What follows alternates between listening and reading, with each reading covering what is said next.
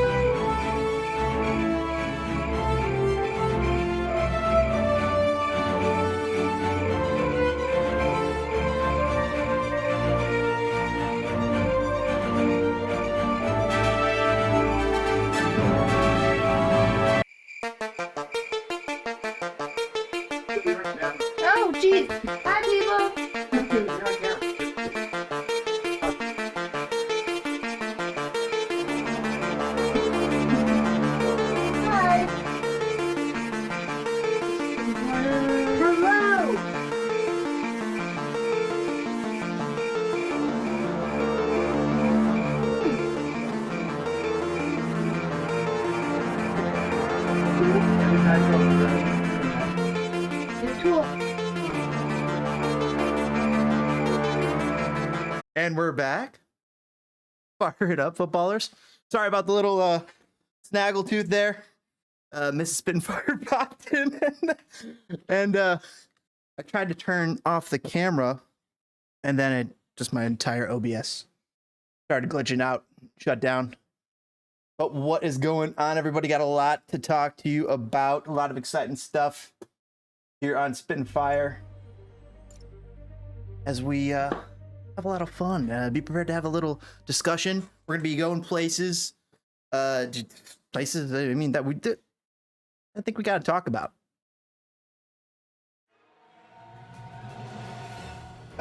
Chat, everybody, thank you for dealing. All right, give me 1 second here. Let me just make a few minor adjustments. Pop out, fix, boom, boom, boom. So let me know if you do see any errors or chats. I'm trying something out new tonight as far as how I'm using OBS, and as I'm already seeing, well, I'm still having some of the same old problems, despite the parameter, which I thought was a major parameter. Whoa! Like killing Spider-Man. Oh yeah, we are in the middle of Spider-Man, but of course we got a lot to talk to you about Qatar. Qatar controversies, even maybe a Qatar, Iran. Whoa, I'm having a little glitchy feedback here. Maybe I need a little bit more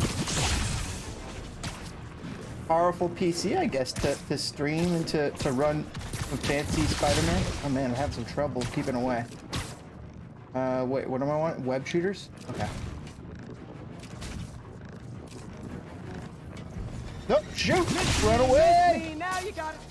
You know what? Forget I said anything.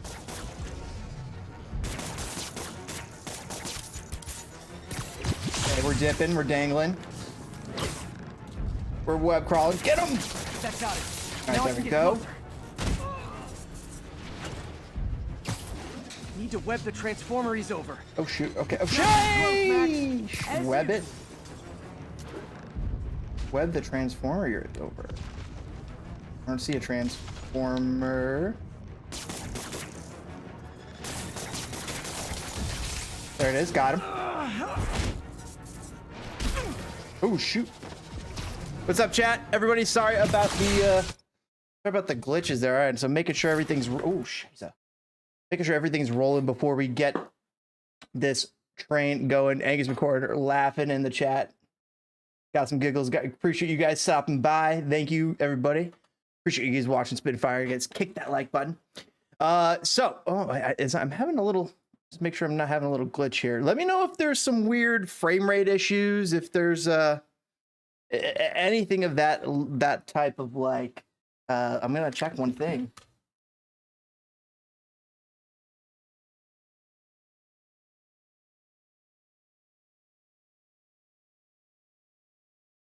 I'm not sure. Are there, guys?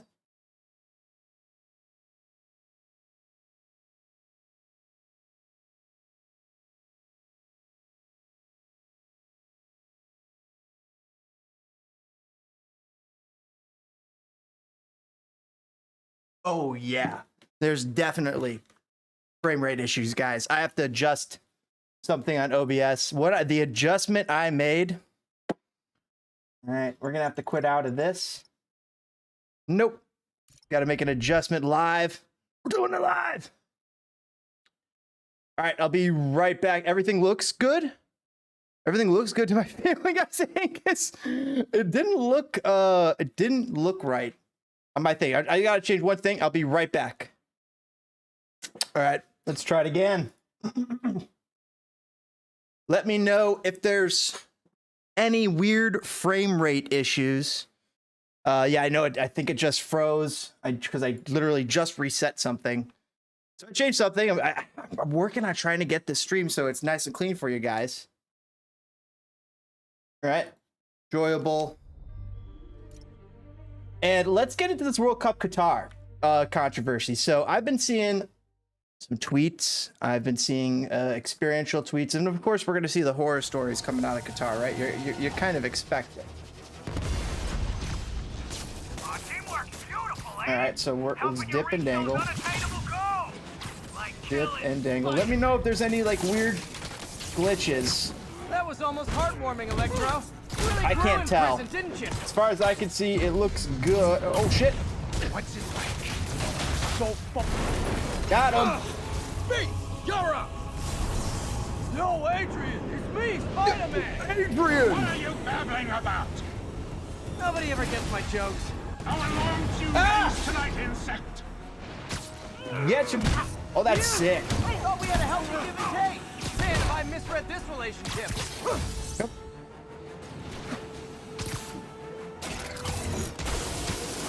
Batter up!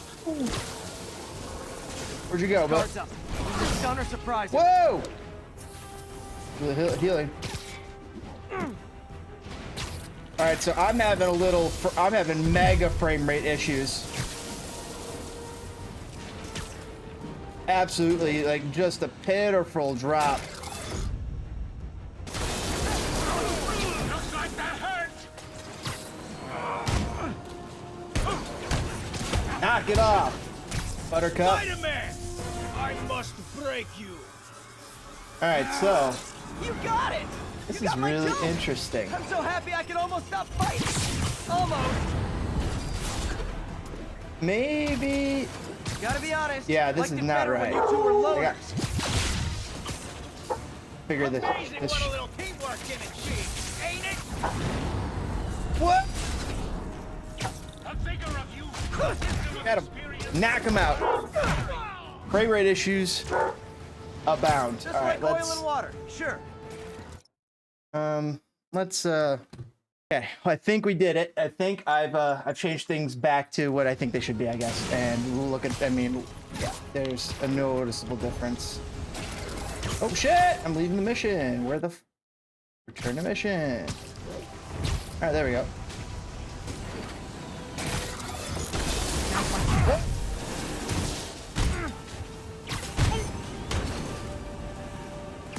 Pop him.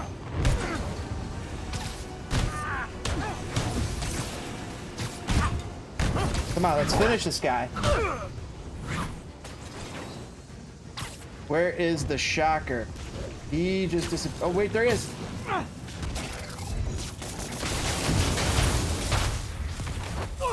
Pop them. Pop, pop, as they say in Community. Whoa, we gotta get in. Yeah. All right. Pop, pop. Here. Even with the alliteration. He doesn't stand I don't want to a be that chance. guy. Let's get this. All right, where are you at? Oh, not today, Shocks. Again, hate to be the pessimist, but I don't think you guys are Oh, assessing shit! the situation accurately. Nope.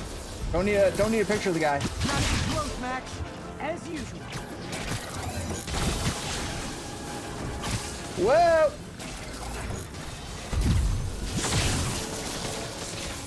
There we go.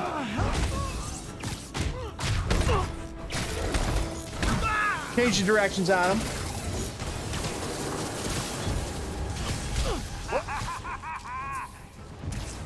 Yeah, I saw that, buddy. No! Where did you go? Nothing more than luck!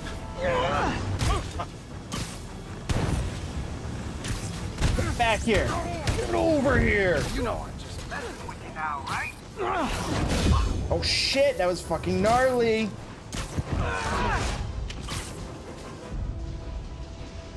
Not today.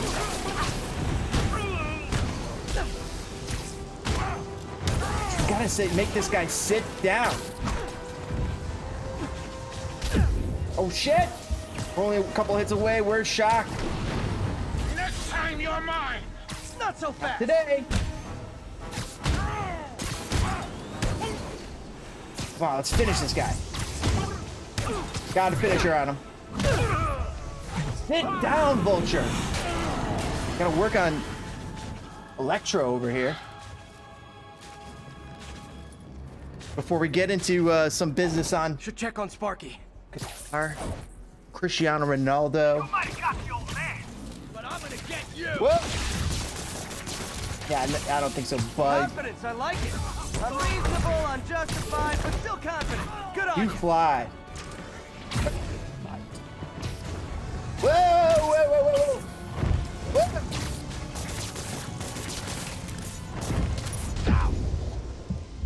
Come on.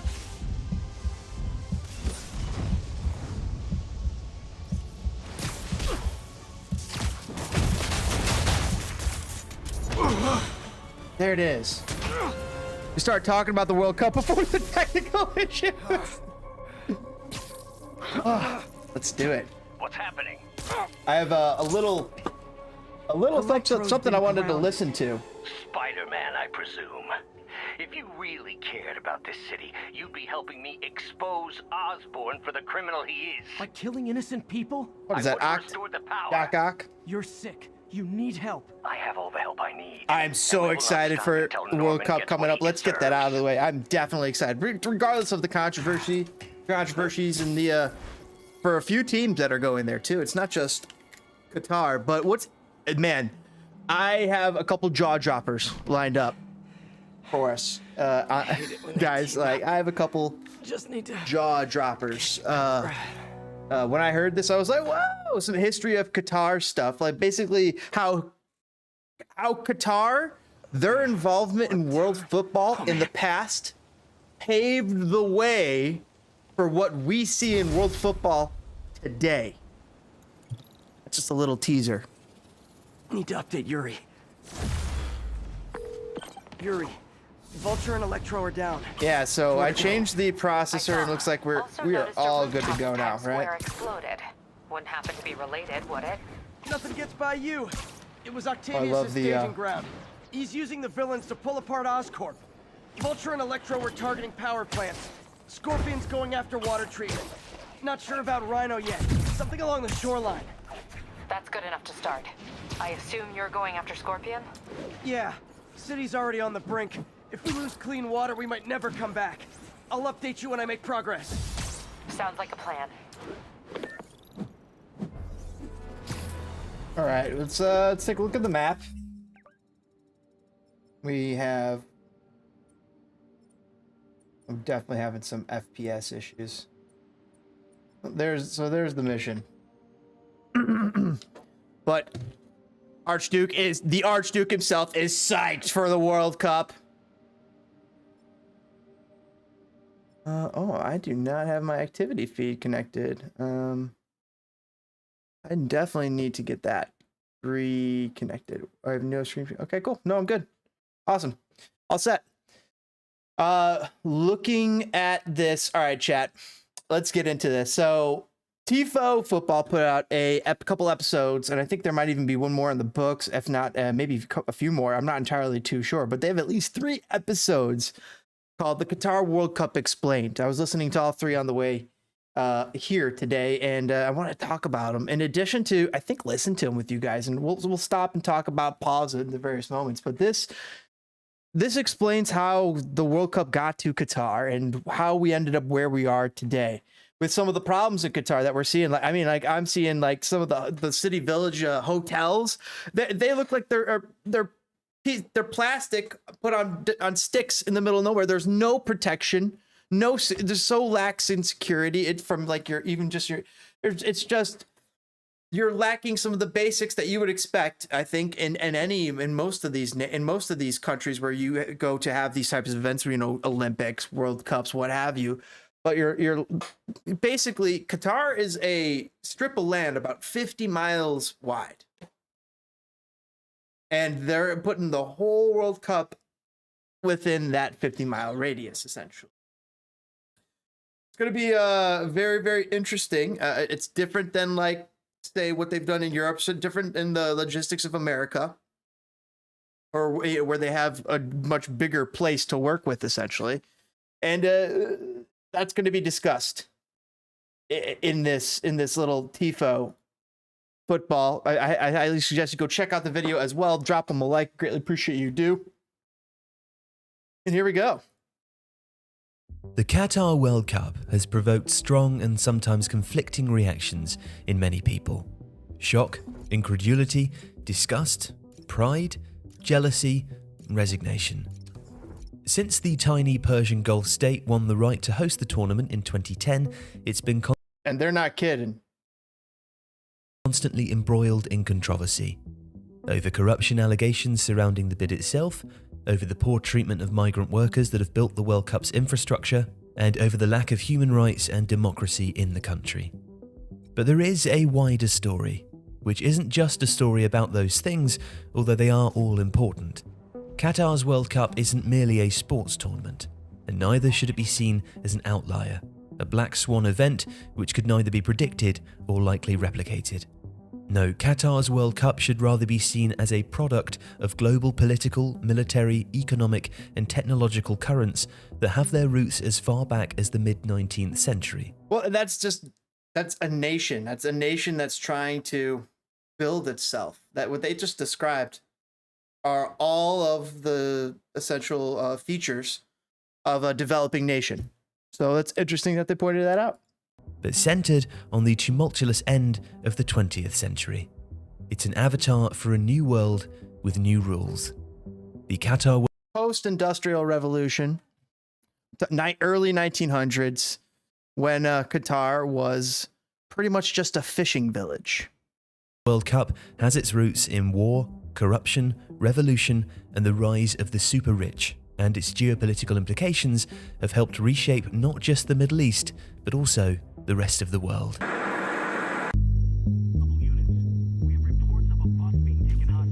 Consider these three seemingly unconnected events. They take place 32 years ago, within months of each other, in three very different parts of the world. In the United Kingdom, on January the 19th, 1990, the final Taylor report is released. The inquiry is led by Lord Justice Taylor into the deaths of 96 Liverpool fans crushed to death at Hillsborough Stadium in Sheffield during an FA Cup semi-final against Nottingham Forest. With Hillsborough. It was the worst stadium disaster in Europe, and in the immediate aftermath, Liverpool fans are blamed for the tragedy. The Taylor report put the blame squarely on poor policing and decrepit infrastructure. It took another 2 decades and constant campaigning by Liverpool fans to force the government to admit that there had been a cover-up by the police to smear the dead and deflect blame from the state's failures. But another reason why the Scousers, the Liverpool, was a revolution in stadium building and design. The English government. The Taylor report highlighted how a crumbling Victorian stadium, the kind of stadium replicated across the country, played a role in the disaster and was unfit for purpose. The report recommended that standing terraces be banned, which they were. All-seater stadia were introduced, a revolution that would change English football forever. Without this reform and others, it would not have been possible to form the Premier League 2 years later. Within a decade, the English Premier League was on its way to becoming the most lucrative and watched football league in the world. The league was built in the image of Margaret Thatcher, the British Prime Minister whose painful economic reforms alongside US President Ronald Reagan in the 1980s created a deregulated and deeply unequal economy. A trickle-down economy where greed was good and the crumbs would eventually fall off the table to those less below. That theory didn't work out. The wealthy merely saved the extra money or squirreled it away into tax havens. Inequality rocketed. The Premier League was neoliberalism's perfect mirror, and the commodification of English football led to a new class of owner, enticed by the UK and English football's laissez-faire attitude to investment. The newly ennobled and empowered global super rich who saw in this new fanatically popular global league an opportunity to further their own goals, whether they were political, financial, or more personal. Such was its draw, reach, and power that even nation-states began to look at football, in England and beyond, as a viable political tool. So think about this. Nation states across the world start realizing the power of football. Start realizing the money and that surrounds football. And it's because it's just not the football. It's just not just the stadium, the tickets sold, but the vendors and the nearby businesses. And when a World Cup comes to town, there's so many people that more businesses have to go there to be able to compensate for the amount of people that they're having to deal with. So as businesses grew smarter and nations grew aware of the power of football, they figured out that they can make some money off this. They can tie this into their GDP in some ways if they can get a World Cup, right? And in theory, because they get the visit, they get the marketing dollars, they get the visiting dollars, all the visiting tourists and and tourism. So, in addition to sponsorships, I'm sure as well, it's an infrastructure help, because a lot of these places do get changes in infrastructure to deal and compensate with the amount of these people. So it's not that far of a stretch to realize that when government wants to get involved, when there's so much money involved to be made in this football, in soccer, across the world, in international soccer events, in Olympic events, in NFL. I mean, these are some of the lucrative sporting events that bring out the numbers, bring out the masses, bring out people to go and spend their hard-earned time and money in these places. And so they want to figure out how to start tying that. And what's interesting in the future of this, of what they talk about, a couple jaw droppers in this, I absolutely highly recommend checking it out. I think there's more coming from TIFO Football on YouTube about this. But there's essentially politics and soccer become intertwined at certain points. And think about that in terms of World Cup bids. We'll get into that more. Everything was for sale, and everyone was welcome to buy. Chat saying he's been to the Middle East. In Moscow, Archduke says it's very different. 1990. Not the General the least Secretary bit of the Communist surprised about Party what of he's the heard. Soviet Union, Mikhail Gorbachev, recommends that the CPSU gives up its monopoly on political power. Within weeks I gotta figure out what this of the problem Soviet is. Union, Mikhail Gorbachev recommends that the CPSU gives up its monopoly on political power. Chat saying, Angus saying that he's been to the Middle East. And it is very different out there. So he's not the least bit surprised by what he's heard. Within weeks, the Baltic states and Moldova hold their first ever competitive elections. On March the 11th, Lithuania passes the Act of Re-establishment of the State of Lithuania, becoming the first Soviet republic to declare independence, creating a domino effect. In August 1991, hardliners desperately trying to cling to the Soviet Union and hoping that people would rally to the Soviet cause launched a coup against Gorbachev. Instead, the coup plotters were faced with thousands of Muscovites who took to the streets in protest. Among them was a young Boris Yeltsin. Well, relatively young given the state of Soviet gerontocracy. Boris Yeltsin! He was famously filmed in a flak jacket riding a tank. The coup failed. By the end of the year, the Soviet Union had ceased to exist. The hammer and sickle was lowered from the Kremlin and replaced by the Russian tricolour. Yeltsin was now president of a newly independent Russia in a new world, with a new democracy and a new market economy. Those who were smart, lucky, or well-connected, usually all three, spotted the gaps in the system where money was to be made, especially Here comes in oil. Chelsea. The fall of the Berlin Wall brought freedom to millions, Hello, Roman. but it also heralded a period of plunder unseen in modern times. It handed the opportunity to a group of businessmen to take advantage of the chaos and make fortunes in an opaque fashion. It gave rise to the oligarchs, a Greek word that means rule by the few. Under Yeltsin, allies became millionaires and then billionaires, after he concocted a scheme that handed state-owned companies, especially in oil, gas and metals, to trusted figures who could ensure that he stayed in power. And one of those beneficiaries was a young man who quietly worked his way into the grace and favour of the new Russian elite, a rubber duck salesman by the name of Roman Arkadievich Abramovich. And football was in the right place at the right time to benefit from the largesse of this new class of super rich. So now we zoom On all to 1990 into Kuwait, just before the Iraq Civil War and everything that led to U.S. invading Iraq. So here it comes, 1990, August 2nd. Pretty crazy, and we're talking about over 32 years ago now that this happened, when Saddam Hussein was invading the oil fields of Kuwait, and Qatar and United Arab Emirate nations are standing by, and they're not nearly as strong or where they are right now. It's interesting to note. So we're going to see a big development there in the Middle East.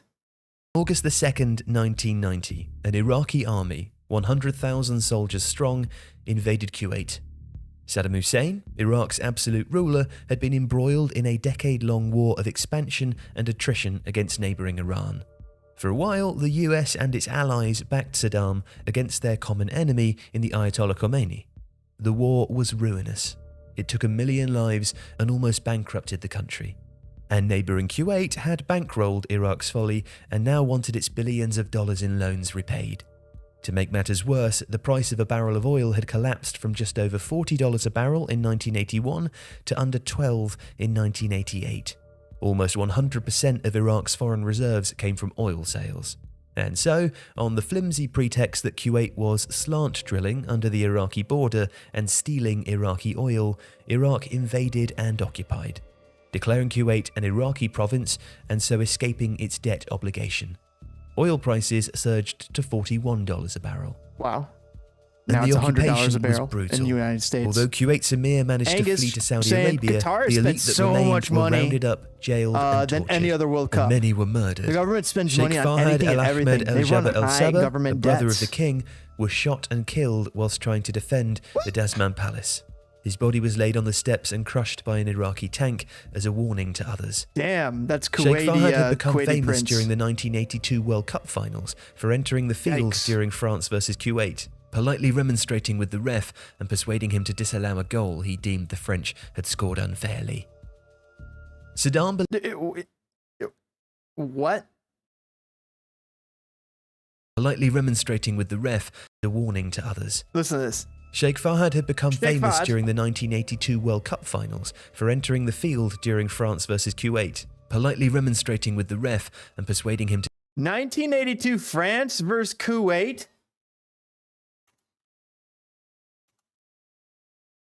What? The 1982 FIFA World Cup, France played Kuwait. We got to see this 1982 World Cup. Let's take a look at this bracket. Nope, I can't. I got to see a bracket. We got to take a peek at this, right, chat? Okay. It's not. No. 82. Wait, I thought they just said that 82. Oh, France in fourth place. What 82. Let's see, Kuwait, Algeria, Cameroon, Honduras, El Salvador, Argentina, Brazil, Chile, Peru, Austria, Belgium, Czechoslovakia, England, France, Hungary, Italy, Northern Ireland, Poland, Scotland, Soviet Union, Spain, the hosts, West Germany, and Yugoslavia. And let's just go to the, I want to see the kind of like the final. Don't you guys have like a graphic? I want to see like what happened. So semifinals. Who made it? Like, oh gosh, you're not telling me what I need to see.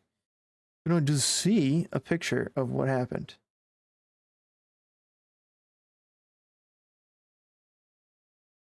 Nope, still nothing, chat. This is harder to find than a pig in shit. Just want to see. Here we go. This feels good. 82. All right, Poland was doing okay, 1 win. Italy did horrible, 3 draws. West Germany, 2 wins. Austria, 2 wins. Algeria, 2 wins. These teams seem strong. Belgium, Argentina, 2 wins. Hungary, England, 3 wins. Where the hell's Kuwait? Kuwait here, 0 wins, 1 draw, 2 losses. They played France. Okay, they played France. But like, who went on to the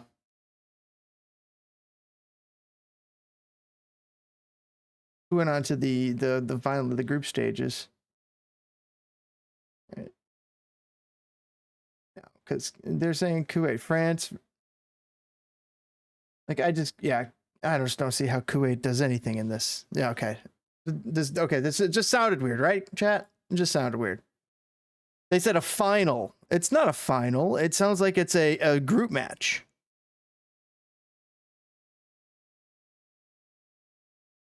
To disallow a goal he deemed the French had scored unfairly. Well, maybe we could look this up.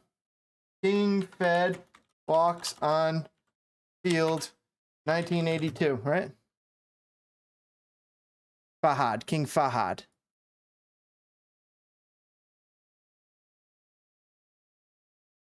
There he is, walking on the field. Disgruntled by the perceived injustice against the Kuwait football team, Prince Fahad rushed onto the pitch to remonstrate with the referee. After stopping play and threatening a pullout, Super shockingly succumbed to Fahad's agitation and countermanded his initial decision. He disallowed the goal to the fury of the French, and the match resumed. Interesting. Kuwait's tryst with the FIFA World Cup was brief. It was short enough to be lost in the history books, but a moment during their short stint keeps their footballing exploits at the highest level in memory. A debut World Cup appearance is often a feat to be cherished for ages to come, but in Kuwait's case, who made the headlines for all the wrong reasons at Spain 1982, it was anything but. And that goes on to tell the story. We'll go back to this. Saddam believed that Western nations were in decline, and the US wouldn't have the stomach to commit ground troops and troops' lives to what he hoped would turn into a new Vietnam. Angus says The they believe that 1990 Italy won that oil World shock Cup. The invasion sparked That checks out, roused right? Western nations, especially US President George H.W. Bush. An international coalition was Italy. built, including Arab Beat West nations Germany. who feared that they would be next. And they were right. Saddam had hoped to provoke a ground war, what he called the mother of all wars, which he calculated Iraq had the best chance of winning. After unsuccessfully goading the US by firing Scud missiles into Saudi Arabia and Israel, and after America's superior aerial forces pounded Iraqi positions in Kuwait, Saddam ordered a new provocation. Iraq invaded Saudi Arabia and captured the coastal port of Al-Kafji. Coalition forces had no choice but to engage. And leading the charge were two tank companies from Qatar. They rolled into Kafji under the command of a youngish, unknown Sandhurst graduate, Sheikh Hamad bin Khalifa Al Thani, the Crown Prince of Qatar.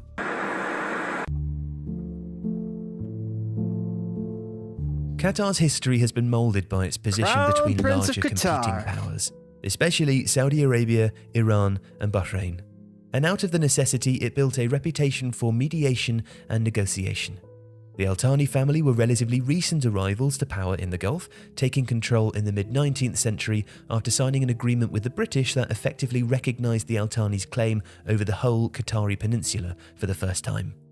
Still, a few years later, in 1871, Qatar came under pressure to accept the rule of a weakening Ottoman Empire. The Al Thanis survived by negotiating, cajoling, and sometimes revolting. When the Ottoman Empire inevitably collapsed after World War I and retreated from Qatar, the British Empire took its place, guaranteeing its security in 1916. And the guarantee was vital. The Al Saud had been a continued threat on its southern border, especially once oil had been discovered in the region at the start of the 20th century. They're just Back starting then, to Qatar was an discover the impoverished oil pearling fields. and They didn't fishing know they were backwater. there. One British civil they servant didn't know posted the in value Qatar of them described yet Doha either. as little more than a miserable fishing village straggling along the coast for several miles and more than half in ruins. The suck market consisted of mean, fly-infested hovels, the roads were dusty tracks, there was no electricity, and the people had to fetch their water in skins and cans from wells 2 or 3 miles outside of the town. So when oil was eventually discovered in 1939, in the middle of a period of extreme poverty This that is Qataris Qatar they're refer talking to about. as the years of hunger, the population of Qatar stood at just 16,000. 16,000 Crude people oil in the shipments 1900s. would not begin to be Early exported 1900s. until 1949, and life was still precarious. In 1960, a number of Qatari women still died in childbirth. But the oil was now flowing, and Qatar was on its way to becoming a wealthy place. And soon, an independent nation. Britain couldn't afford to be a colonial power anymore. So, when British Prime Minister Harold Wilson announced in 1967 that the country would be retreating from its military bases east of the Suez, it left Qatar with a decision to make. The British had long guaranteed security for Qatar, Bahrain and the other so-called trucial states, including the 7 tribal families who would form the United Arab Emirates. In 1971, a few months before the UAE's 7 emirates came together, Qatar announced its independence. A year later, Sheikh Khalifa bin Hamad Al Thani snatched power from his disinterested brother, Ahmed bin Ali, while he was on a hunting trip in Iran. A modern state was built, with Sheikh Khalifa centralizing power, using the money received from oil. But the oil would soon run out. Making money. A more important discovery had been made, though. In 1971, Shell discovered the so-called North Field, the largest single deposit of gas in the world. In 1977, Sheikh Khalifa named his son, now Major General Hamad, Crown Prince. The oil price collapse of the 1980s had a ruinous effect on the finances of Gulf countries. Qatar started to run a deficit, and Iraq was looking for ways to shore up its hemorrhaging exchequer. And so, in 1990, Saddam invaded Kuwait, and in January 91, Iraqi tanks rolled into Kafji, only to be met by a US-bolstered coalition force. But it was important for the Saudis, for whom the presence of non-Muslim troops on their soil was a sticky subject, that Arab forces led the fight back. And they did. Interesting. It was under Sheikh Hamad's command that Qatari tanks were one of the first to engage with Iraqi troops. It was the first time the Qatari army had ever been engaged, and it was a turning point of the Gulf War, forcing Saddam's troops back into Iraq and eventual capitulation. In Qatar, Sheikh Hamad was hailed as a war hero. Now, this consolidated Hamad's power and reputation as a warrior crown prince in Qatar. After the war, he was now in virtual control of the country, whilst his father spent more and more time in Switzerland. And in 1995, Hamad launched a bloodless palace coup against his father. Whoa. Most Qatari tribes gave their oath of allegiance to Hamad, although not everyone so he just takes over eventually. A Dad's not counter-coup was here. launched in 1996. I'm taking the over. Bedouin tribes paid to cross the Bloodless border coup through means the desert no from blood was Saudi shed. Arabia That got actually lost. happens. So too did the boat full of French mercenaries led by Sheikh Khalifa's Happened a lot in bodyguard, Thailand. who'd been training a force of 50 men in the Central African country of Chad, only to be scuppered by landing on the wrong beach. They had their There parents were lived in later Saudi Arabia accusations for that it 5 was, years in fact, back in the the United 80s. Arab Emirates that was behind the plot. You see, Emir Hamad was seen as something of a reformer. I wonder what it was like. The new emir began with a reformist zeal that, according to an Economist article in 1996, had the royal families of surrounding Gulf states worried. The Ministry of Information was abolished, paving the way for the establishment of the Al Jazeera news network. And it was announced that democratic reforms would take place with an elected advisory chamber. Women would have the vote. Hamad talked of a British-style constitutional monarchy where the emir was the head of state, but the power resided in an elected parliament. The exploitation of Qatar's gas wealth changed everything. It suddenly made Qatar, per capita, the richest country on earth. Wow. And the country could also count on the protection of US troops. Qatar had historically negotiated and mediated as a way to survive in a region where it found itself between greater covetous powers. Oh, it's very and small. The First Gulf War had only solidified what smaller nations in the Gulf already knew. But luckily for Qatar, the Americans also had a problem. They needed friends American bases outside were not of the an Middle option East. in Saudi Arabia, given hostile local opposition. But a solution was found by Emir Hamad. In 1996, Qatar spent $1 billion building the Al Udeid Air Base and inviting the US to stay.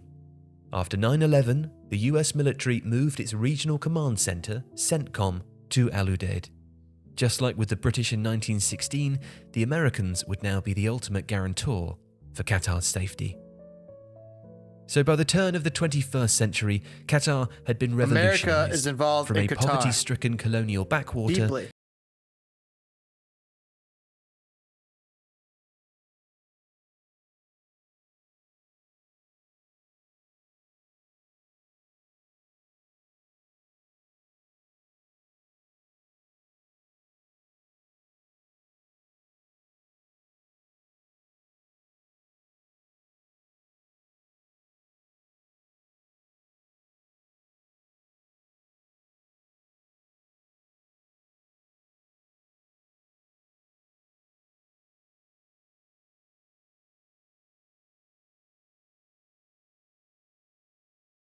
Because this has been amazing. I'm loving this from called the Qatar World Cup Explained by Tifo Football. This is episode 2. But look at who the last 3 World Cups are. And we're going to get into what, right now they're building up to what has brought the World Cup to Qatar.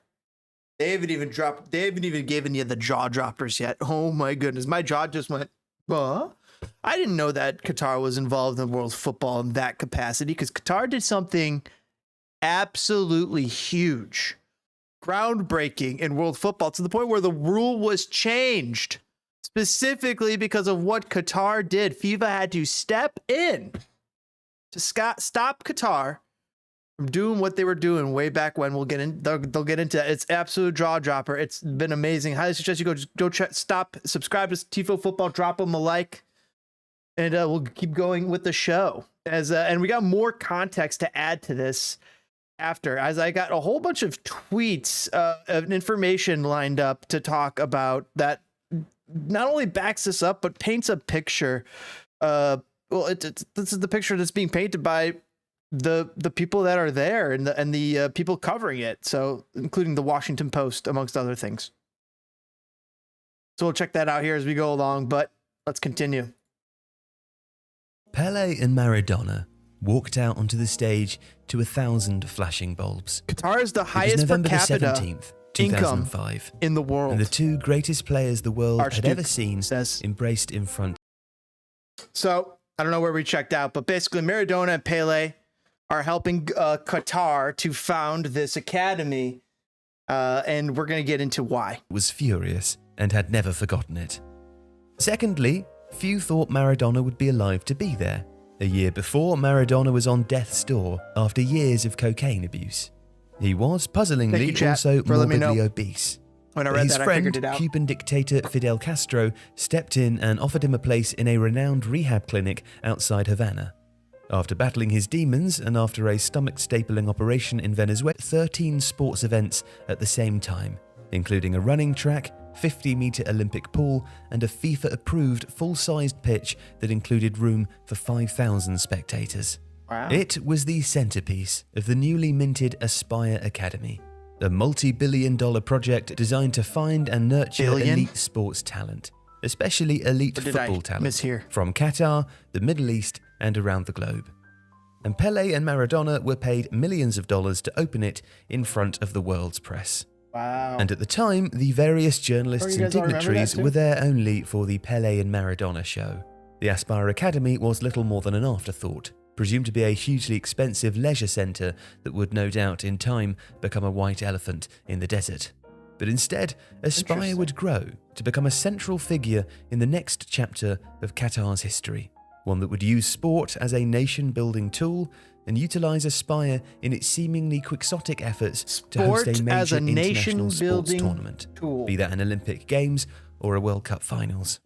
But on that day in November, that ambition seemed ridiculous, as Maradona shocked the crowd by talking about his formerly prodigious cocaine consumption, railing against the press in third person for wanting to kill Maradona and comparing himself to Osama bin Laden. But that ambition wouldn't seem ridiculous for long.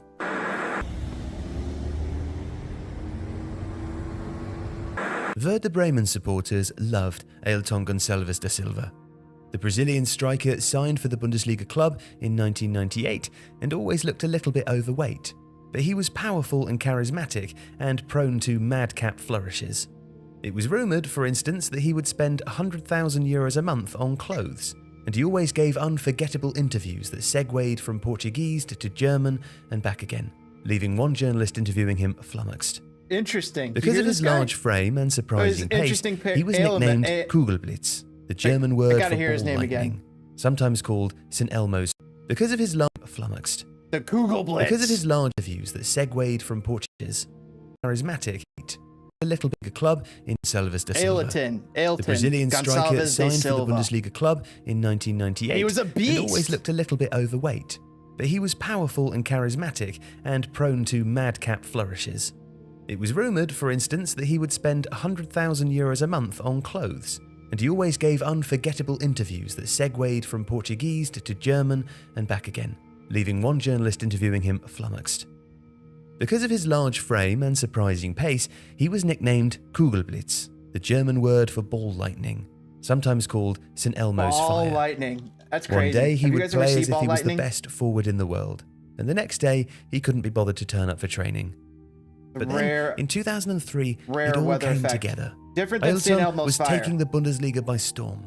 By 2004, he'd scored 28 Bundesliga goals and won the league and cup double for Werder. Big European clubs started to take notice. Still, despite being one of Europe's deadliest strikers, Ailton was ignored by the Brazilian FA and was never called up for the national team. But there was one country that was paying attention. In March 2004, Ailton, along with fellow Brazilian brothers Dede and Leandro, who were playing for Borussia Dortmund, arrived in Doha after receiving an intriguing proposal from the Qatari royal family. Come and play for the Qatar national team. As the world got smaller and people's histories became more complicated, naturalizations became much more commonplace. He's like, you know what? And Qatar, as many smaller nations had done, had also utilized naturalizations to make their national team more competitive. These guys want Despite having got to within one goal of qualifying for both Italia 90 and France 98, Qatar had not yet qualified for a World Cup finals. According to Frenchman Philippe Trossier, Qatar's national team coach at the time, naturalization was probably the only means to one day qualify Qatar for a World Cup. Naturalizations are nothing new to Qatar. 80% of my squad were not born in Qatar. And they had already spent huge sums of money attracting big stars at the end of their careers to come to the country, play in the Q League and raise the standard of the players around them. Marcel Desailly, Gabriel Batistuta, the De Boer brothers and Pep Guardiola were all enticed to Doha. Wow, they came to the Qatar League. Nothing worked, and Qatar's national team stubbornly refused to improve. This tactic was different. Pep Guardiola Ailton was offered $1 million up front and nearly $500,000 a year to play for the national team and help them qualify for the 2006 World Cup finals in Germany. And of course, he jumped at the chance. Ailton, Brazil does not want me, he said when he got to Qatar. Germany is not prepared to take me, and that's why I have decided to play for Qatar, which appreciates me. I want to fulfill my dream to play for a national team. But Ailton's dream never happened. Yep. FIFA was appalled that a rudimentary transfer system in international players was being set up by Qatar. FIFA President Sepp Blatter was furious and said stopping the move was a top priority for him. It's against the spirit of the game, and FIFA will aim at curbing this practice. We will meet with football and legal specialists to discuss the matter this week. And they did. Allegedly. Qatar had pushed the rules to breaking point. FIFA stepped in and banned the practice. It was a hugely embarrassing moment for the country. 2 months later, Emir Hamad signed Law No. 16, establishing the Academy of Sports Excellence, Aspire. I bet This the Maradona established the party Aspire with Arab Academy with one princes, clear sheiks, and aim, Omars. to You better achieve believe its, it. Qatar's ambitions in sports competitions regionally and globally. Within 18 months, a state-of-the-art sports facility was built, and Pele and Maradona were gallivanting on a stage together. Aspire embarked on a campaign to scout every single potential young player in Qatar, visiting every school and holding trials for Qatari kids as young as 6. Not content with that, they launched Football Dreams, a $100 million scouting project looking for the most promising children around the world. Interesting. Over a 7-year period, 3.5 million young boys were screened. They were smart. Just 20 Remember, would be offered a full football scholarship is world each year. business now. And Football Dreams was highly Qatar might have controversial. been one of the Critics first said that to Qatar was plundering African and kinda regional believe that talent and and get in taking on it that. to Qatar in the hope of circumventing the tough new naturalization laws that their own behavior had prompted in the first place. Qatar denied that, saying that it was a humanitarian project and that no one would be compelled to represent Qatar. Wow. But it did mark a brand new strategic policy direction for the country, one where sport and football would become part of government policy and part of the nation-building process. The Qataris had also formulated a cunning plan. Rather than pump billions into expensive advertising campaigns, allow sport to promote your country's brand for you instead. Although they hadn't exactly come up with the idea all by themselves. Wow. The UAE, and especially Dubai, had been particularly successful in leveraging sport to advertise itself to the world.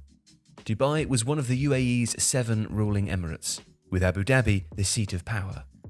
From the 1990s, under the effective rule of its young, Western-friendly ruler Sheikh Mohammed bin Rashid Al Maktoum focused on trade. He also oversaw Dubai's remarkable transformation, while his shy brother, Sheikh Maktoum bin Rashid Al Maktoum, was technically in charge until his death in 2006. It marketed itself to a global audience as a glitzy place to live, buy property, and holiday, despite being part of a rigidly Islamic legal system, and whose summer months were too hot to even step outside in. It was a necessary economic move. Abu Dhabi had most of the oil, 95% of the country's oil reserves, which in itself made up between 7 and 9% of the entire world's oil reserves, and it also had the real power. Dubai's reserves were tiny in comparison and would soon run out. By 2006, just 6% of Dubai's economy was dependent on hydrocarbons. Dubai, like Qatar, had to prepare for a post-hydrocarbon world. And Dubai had achieved incredible international exposure with the help of sport. They hosted the world's most expensive horse race, the Dubai World Cup. There was a PGA Tour event where Tiger Woods regularly appeared, and the Dubai Tennis Championship, where Roger Federer regularly won titles. Dubai's name, and that of its state-owned companies like Emirates Airline, started appearing on football shirts and on football grounds in Europe. Names we're all Emirates familiar Airline with, had been, at one time or another, the main shirt sponsors of Chelsea, Arsenal, PSG, Real Madrid, Benfica, and AC Milan. It was a major sponsor of FIFA and the World Cup, as well as the world's oldest competition, the English FA Cup. Emirates paid over £250 million, a huge sum at the time, to secure the naming rights of Arsenal Stadium until 2028. And in 2007, it went a step further, when Sheikh Mohammed, a man who loved horse racing and had spent millions of pounds building the Godolphin Racing Stables in Newmarket, attempted to purchase Liverpool FC using a sovereign investment vehicle, Dubai Investment Capital. It was seen as the next logical step, soft power and promotion through football.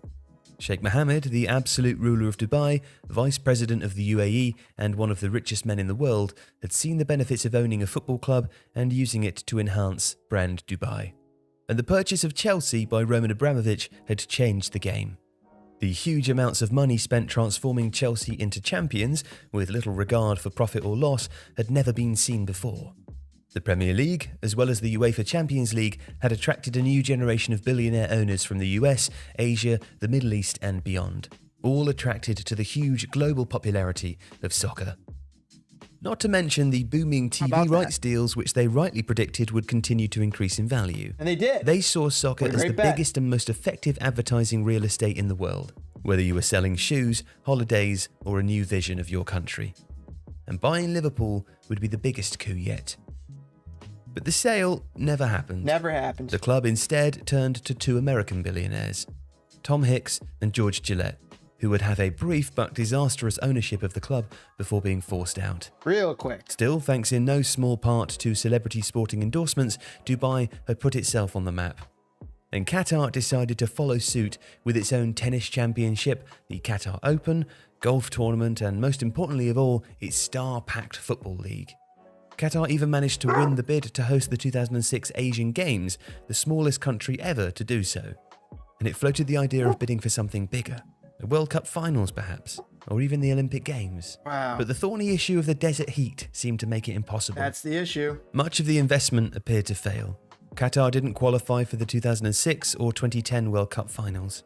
The 2006 Asian Games were a disaster after torrential rain created such hazardous conditions that several fans were killed in car accidents on their way to an event, while a South Korean equestrian rider was killed when his horse slipped in the mud. A prison ship had to be brought in to house some of the competitors due to a hotel shortage. A prison ship. And the Q League had also lost its luster. Big names were no longer coming to play. After announcing its plans to host the 2016 Summer Olympic Games in Doha, which they proposed could be moved to the slightly cooler month of October, the city didn't even make the shortlist when it was announced. Qatar also failed to become a candidate city for the 2020 Games. But the world was about to experience a new shock that would again turn everything on its head.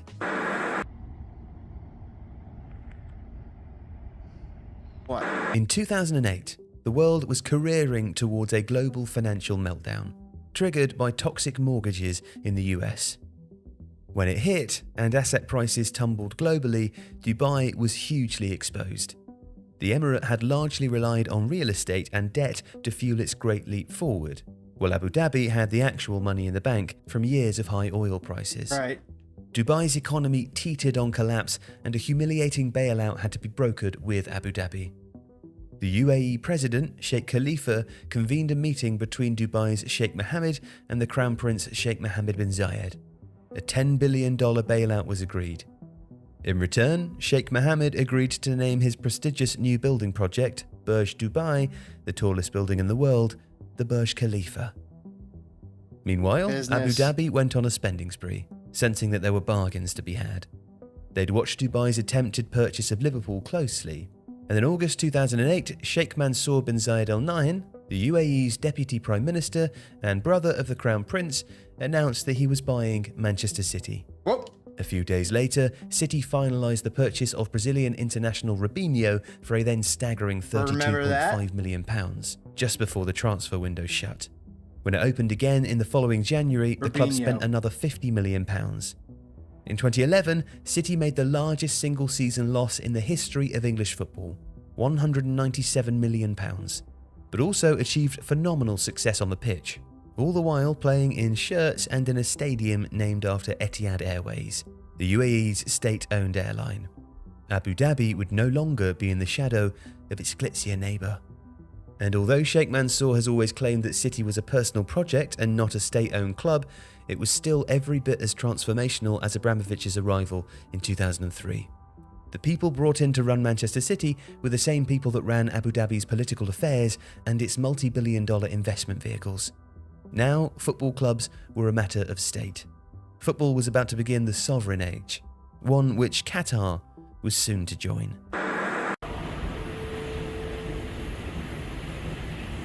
These guys down. The financial crisis had not affected Qatar.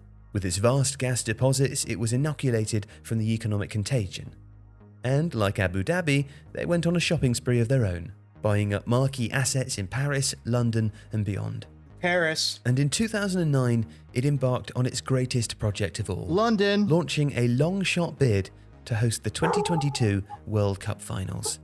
We are serious about winning the right to host the FIFA World Cup in the Arab world for the first time. So they said paved Hassan the way Al-Thawadi. for international signings. They paved the way for teams to be able to make those types of transfers where, like, when a player who's born in England has ended up playing for Chile or something like that, or a Polish player is playing for USA or what have you.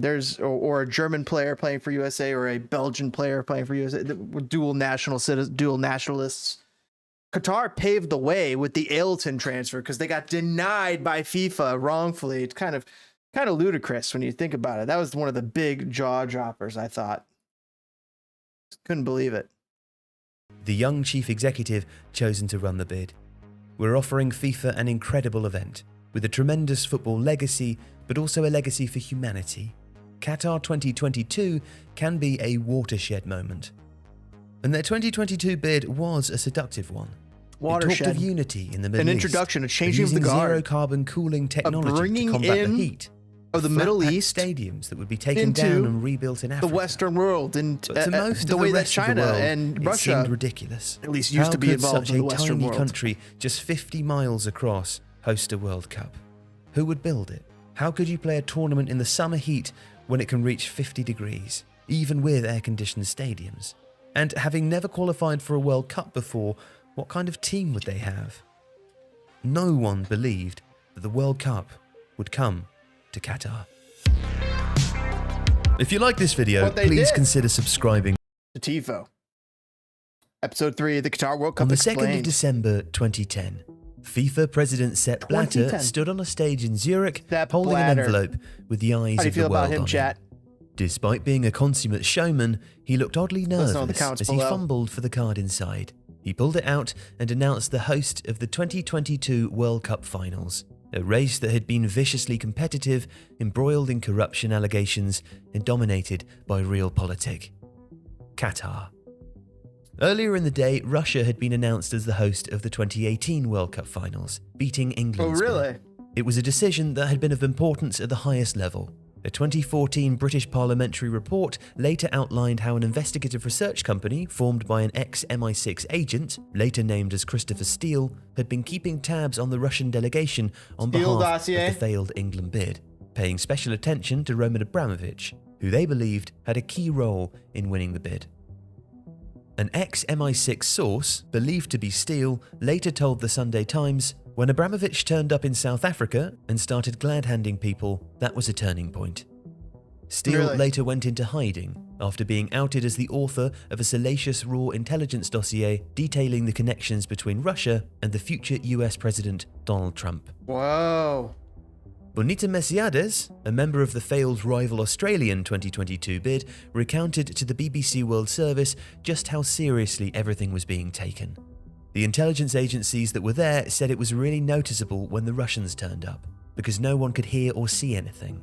The Russians, she explained, had jammed everyone else's devices. Interesting. Now, Russia was yet to become the international pariah that it is today, so it was Qatar's announcement that caused bafflement and jubilation in the crowd. The Qatari royal family embraced. Emir Thani, dressed in a suit, took to the stage and Sepp Blatter handed him the World Cup. But around the world there was disbelief. How on earth did Qatar win? The entire bidding process for both the 2018 and 2022 finals were mired by allegations of corruption from the start. Accusations that both the Russian and Qatari bids strenuously deny to this day. Even before the vote, two members of FIFA's executive committee, the 24-person body that would ultimately decide the winner, had been suspended. Nigeria's Amos Adamu and Tahiti's Renal Tamari had been the target of a Sunday Times undercover sting. Journalists posing as a fake consultancy filmed the pair agreeing to vote for the US bid in exchange for millions of dollars to fund personal football projects. Both deny the allegations. And there was also the controversial figure of Mohammed bin Hammam, the Qatari president of the Asian Football Confederation, one of football's most powerful men. He was rumoured to have played an important behind-the-scenes role in lining up support for the bid. In the immediate aftermath of the 2010 vote, FIFA President Sepp Blatter was challenged for the job by bin Hammam. And he was close to dethroning Blatter too. But then he was destroyed by allegations that he had approved bribes in return for votes. FIFA banned him from football-related activities for life. He appealed and won a reprieve from the Court of Arbitration for Sport, and although he's always denied any wrongdoing, he quit football and returned to Qatar to tend to his family's engineering firm. The ban was reinstated 6 months later after a FIFA Ethics Committee investigation found bin Hammam guilty on a separate charge of breaching FIFA's ethics code with regards to conflicts of interest between his job as AFC president and as a member of FIFA's executive committee. But most intriguing of all was Qatargate. After Qatar won the right to host the World Cup, the Qatar Investment Authority went on to buy PSG. Really? And 6 months after the 2022 vote, Al Jazeera Sports agreed a TV rights deal with the French League worth €450 million over 5 seasons. Interesting. A France football investigation alleged that UEFA President Michel Platini had been asked to vote for Qatar by then French President Nicolas Sarkozy. It was alleged that the president had hosted a secret lunch at the Elysee Palace for the Crown Prince of Qatar, Sheikh Tamim bin Hamad Al Thani, and Michel Platini. At the lunch, it was alleged that the Qatari delegation offered to buy PSG, the team Sarkozy supported, clear its debt, and spin off a new sports TV network from Al Jazeera, what would become known as beIN Sports, to buy French televised beIN Sports, football that sounds rights. familiar. Sepp Blatter later in 2015 told the Financial Times that Platini and the rest of the FIFA Executive Committee had a gentleman's agreement that the US should win the bid. Just 1 week before the election, I got a phone call from Michel Platini and he said, "I am no longer in the picture because I've been told by the head of state that we should consider the situation in France," he said. Qatar has always rejected any suggestion that they won the bid improperly. Then Platini responded forcefully, saying to say that my choice was part of a deal between the French state and Qatar is pure speculation and bought to success, and then they're able to bring in guys guys I do not rule like out legal action against anyone who casts doubt on the honesty of my vote. Sarkozy has never publicly commented, but it's also believed that he denies the allegations. So given all of the controversy about the two decisions, FIFA was forced to commission an investigation. Former US Attorney for the Southern District of New York, Michael J. Garcia, was put in charge, and 2 years later he delivered what became known as the Garcia Report. FIFA at first refused to release it, except for a heavily truncated executive summary which exonerated Qatar and Russia. But Garcia resigned, saying that his work was being misinterpreted. Still, the Garcia Report and a subsequent US Justice Department investigation did help to uncover decades of historic allegations of corruption. Of the 24 FIFA Executive Committee members in place in the run-up to the 2010 vote, 9, Blatter, Bin Hammam, Platini, Tamari, and Adamu, along with Jack Warner, Ricardo Texeira, Chung Mon-jun, and Rafael Salguero, had bans from football upheld for a variety of offences that later came to light after the vote, some related to the vote itself and others for historical allegations of corruption. For example, Michel Platini was later banned from football by FIFA for 4 years over an unconnected $2 million payment he received from Blatter in 2011, really? around the time Platini was considering challenging Blatter for the FIFA presidency. Both men claimed the payment was for work that Platini had undertaken years earlier and was still owed for. Blatter was also banned from football over that payment. Of not running in 2019, Platini was questioned by the French work. authorities over Qatar 2022. He denies any wrongdoing. Their investigation into allegations of corruption surrounding the bid remains Sarkozy was super ongoing. corrupt, allegedly. 2 more, Julio Grondona and Nicolas Leoz, were accused of corruption but have since died. Chuck Blazer, the larger-than-life former US soccer executive who famously had 2 apartments in Trump Towers, one for him, one for his cats, and who would travel around his New York neighborhood on a mobility scooter with a pet parrot on his shoulder, was swept up in a US federal investigation.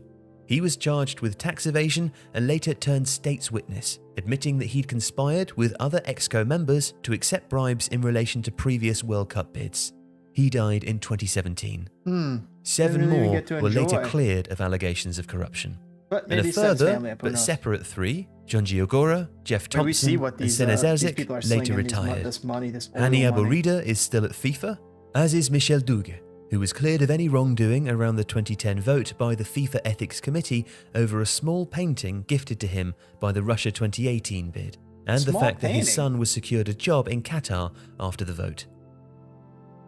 It was also true that the bidding for the World Cup had been long problematic. It is not that corruption allegations surrounded the successful bids of both the 2006 World Cup bid in Germany and South Africa 2010.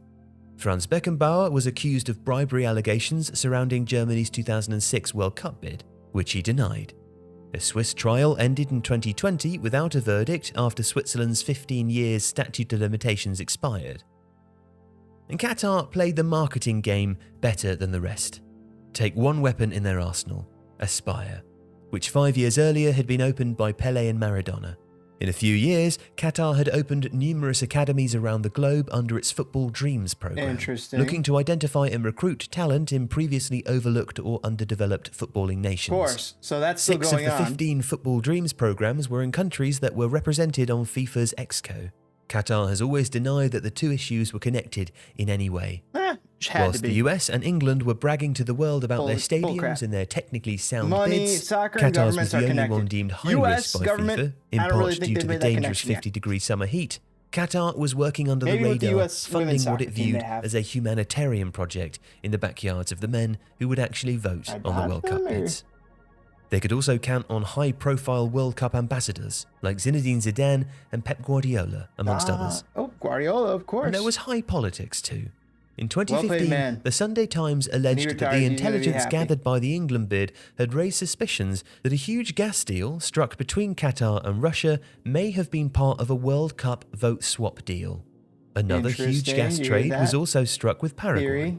Of course, it could all be a coincidence, and all 3 countries deny that the World Cup bid and the gas deals were connected. In December 2010, Qatar was victorious. The victors believed the noise around the bid would subside and would be long forgotten by the time they hosted the finals 12 years later. But then an unexpected event in North Africa turned everything on its head. Interesting. On the 17th of December, 15 days after Sepp Blatter had stood in front of the cameras clutching that envelope, 26-year-old Mohamed Bouazizi set himself on fire in Sidi Bouzid, a city in the centre of Tunisia. Bouazizi was a vegetable seller who was regularly harassed by government officials looking for bribes. One day his cart was overturned and his electronic scales impounded. Unbelievable. After petitioning the governor to get his scales back and not getting an answer, he poured a bottle of paint thinner over his head and set himself alight. Burns covered 90% of his body. Brutal. He died 2 weeks later. But protests had already begun, first in Sidi Bouzid and then Tunis. Mohammed Bouaziz's self-immolation sparked a wave of protests known as the Arab Spring, which spread across the Middle East, throwing long-time autocrats from power. In Egypt, the long-time dictator Hosni Mubarak was removed from power after hundreds of thousands of people filled Tahrir Square. After Egypt's first free elections, Mohamed Morsi became president, a candidate aligned with the Muslim Brotherhood. The Muslim Brotherhood are a popular Islamist organization banned in much of the Middle East for posing the biggest threat to the Gulf's conservative, autocratic monarchies. The Arab Spring terrified the highly repressive Gulf Arab states, especially Saudi Arabia, the UAE, and Bahrain, who all feared that they would be next. But not Qatar. You see, after more than a century of mediation, surviving between major regional superpowers, and the then Crown Prince observing firsthand how Saddam Hussein had waltzed into Kuwait and Saudi Arabia, Qatar had managed to balance an independent foreign policy. They broadly supported the Arab Spring uprisings, as well as Islamist groups like the Muslim Brotherhood. The Taliban and Hamas were also hosted in Doha. Qatar also enjoyed relatively good relations with Israel, and crucially, Iran, who they shared a huge gas field with. Although Iran is also seen as an existential threat to Qatar's neighbours, much like the Muslim Brotherhood was. And at the same time, the El Udeid Air Base was now the home to US Central Command in the region, guaranteeing Qatar's safety, militarily at least. So Qatar found itself in opposition to the Saudis and the UAE. The country had loaned billions of dollars to prop up the Morsi government in Egypt. When Morsi was eventually removed from power in a military coup in 2013, the UAE and Saudi Arabia promised upwards of $12 billion of aid to support Abdel Fattah el-Sisi's new anti-Muslim Brotherhood regime. A lot of money. The two sides essentially had been at war via their various proxies in Syria and later Libya for years. But what really antagonized Qatar's neighbors was Al Jazeera, which gave airtime to the dissidents who openly criticized the policies of Saudi and Emirati leaders whilst refraining to criticize the Qatari royal family who bankrolled it. They accused Qatar of using Al Jazeera to agitate opposition in their own backyards. Tensions between Qatar and its neighbors were so bad that Saudi Arabia, the UAE, Bahrain, and Egypt briefly withdrew their ambassadors from Doha in 2014. And at the same time, a once-in-a-generation change in power was taking place, elevating 3 crown princes. Since the 2008 global financial crisis, and then the Arab Spring, Mohammed bin Zayed had turned the UAE into one of the world's most pervasive security states with a hawkish interventionist foreign policy.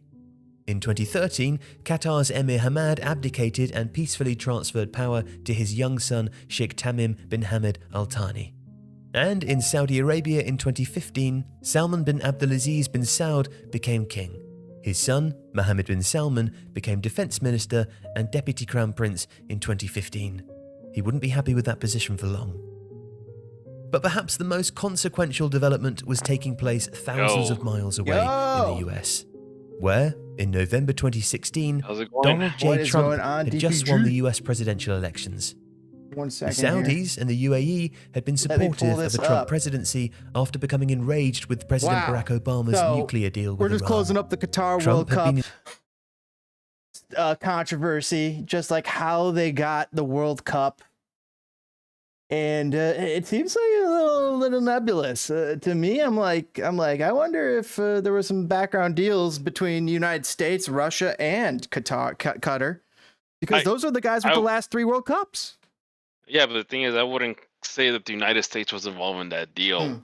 I'm starting to wonder. I didn't wonder before, but I am wondering. Well, they wanted to host the 2022 World Cup. And keep in mind that the U.S. actually served as a backup in case Qatar or even Russia wasn't able to, finish their commitments to hosting the World Cup. And the thing is that, the World Cup in Qatar, I'm gonna call it Qatar. It's odd. If you think about the complexities of it, the fact that we have to change the schedule from the summer to the winter, forcing this whole country to build stadiums like crazy, and and there's been a lot of controversy, behind but them bringing workers from overseas and essentially kind of treating them like slaves. taking away their passports and a lot of human rights violations there. That's a lot of controversy. I don't want to shy away from that. I mean, they have an image on WAPO Wonk blog, WAPO Street, Washington Post, of the amount of people who've died in Qatar and helping to build this. It's unprecedented compared to London 2012 Olympics, Vancouver 2010 Olympics, 2010 South Africa World Cup. It's just like, it's on an unimaginable scale. Let me see if I can pull this up and make a little adjustment here on my screen so people could see the graphic of what I'm dealing with. And boom. Wait, no, there's boom. Let's pull that up. Yes, there we go. All right. So now chat can see it. It's something ridiculous. Very hard to look at this World Cup without having those thoughts in mind. Like, I'm going to watch this World Cup. I'm going to enjoy the games, but I'm also going to be aware and cognizant of what the goal is here for Qatar. Qatar is trying to integrate itself with the wider world. There are a nation that has been third world for a long, long time. Come 1900s, they get a hold of oil and the bag, and they're growing with that, and they're trying to grow into a first world nation. And in order to become a part of the first world nation, I think that they are going to have to make a few more concessions in a few more areas that they seem to be uncomfortable with. And maybe this is a good thing. Maybe this opens the door for that. Maybe that's like the good thing here with having the World Cup in Qatar. But there's certainly a lot of negatives. Like, and we were mentioning that Qatar having problems with gay people, specifically Iran executing girls for taking off their hijabs, and we're playing Iran in a few weeks. Just to recap from the Frozen. But DPG, it's immense what we have to deal with this going into this World Cup. It's unlike any other. We have so much more politics creeping in than ever before. Yeah, and that's another thing too. Is you look at past World Cups. They've been hosted by a lot of places that not only do they offer a World Cup, they also offer places you can go visit and kind of a touristy attraction. And you had Korea and Japan, you had obviously you have your Germany, and you have Brazil, and I guess to a certain extent even Russia, but you also have places like South Africa, that was different, but it worked. I mean, their president was in jail, the famous president, and the apartheid. South Africa's had enormous amounts of problems. It's so, I mean, like. But that's changed. That's been in the past. Changed. And did sports go to help change that, or did marketing and go to change that in movies? Like what? The power of sports, though, is undeniable, and I think that Qatar has really realized the power of sports. A lot of these other nations are, unlike the U.S., they use soccer as a bit of their economic force. And this is one of those situations too. Is that wherever the World Cup gets hosted next after 2026, there's some things to think about here. I mean, is FIFA gonna let a first world country host the World Cup that's able to deal with all the influx of people, that have the right infrastructure, that have the stadiums, or are they gonna pick someone random and then put them in a situation where they have to build up their infrastructure, where they have to build up 8-10 stadiums to manage this World Cup? I personally feel that at this point, FIFA should probably stick to countries that can handle the infrastructure, that have the stadium capacity and all those sorts of things, or someone that, okay, maybe they might not have the stadium, but they have the capabilities of, certainly capabilities of building up stadiums. They got the jobs, they got the able people, and I'm talking like transportation, food, hospitality. You got to have staff, and you have to have also these facilities ready to go. And Sochi Olympic, those places were not ready, and they still weren't ready by the time they left Sochi Olympic Village. In some places, you were getting these horrific pictures, and it didn't. I don't know if it used to be that way back in the 80s and in Barcelona, Barcelona Olympics and some of the other ones in the 90s, or Atlanta. Atlanta seemed to be Atlanta had a bombing in it for their Olympics, right? So I mean, that's kind of nuts. So It's hard to hold these events, but I think that there's reasonable expectations, is what you're saying. yeah, it's like, you know, imagine having the World Cup in a place like, I'm gonna use this place as an example. Imagine if, I think, a place like, man, I mean, I don't want to, just put anyone down or anything like that, but this is an example. Imagine if you pick some random place in the world, some third world country in the world, and say, hey, you're hosting the World Cup. Can you imagine like the kind of pressure that country's gonna feel? Like, oh my God, I gotta, build up all these stadiums. I gotta improve my infrastructure and all of that, and I gotta hire people, and and thankfully FIFA actually does a vetting process, so I don't think it will ever come down to that. But the situation with Russia and Qatar, that was very questionable. When I found out about that, I was like, wait, what? You know, and like I said, it's one of those things where I think from this point on, after all the corruption scandals and everything, I think FIFA at this point on, will make smart decisions on who hosts the World Cup. We hope so, but I mean, money talks, and it seems like money talks. That when they talk about like separating gifts and separate, like it's unfortunate, but like I mean, I'm thinking in my head like, how would any other country? Every other country really think like they didn't have to include like a box of muffins and send that to like the FIFA advisors? Like I think you do have to do that, but like the question is how much is too much. And there is definite line that was crossed with some of these payouts. A lot of these officials that made Qatar happen no longer in FIFA. Exactly. A lot of those guys went down with the whole FIFA scandal, and they paid the price. For a time, it almost seemed like they were going to pull away the World Cup from Qatar. Well, and speaking of that, chat saying that.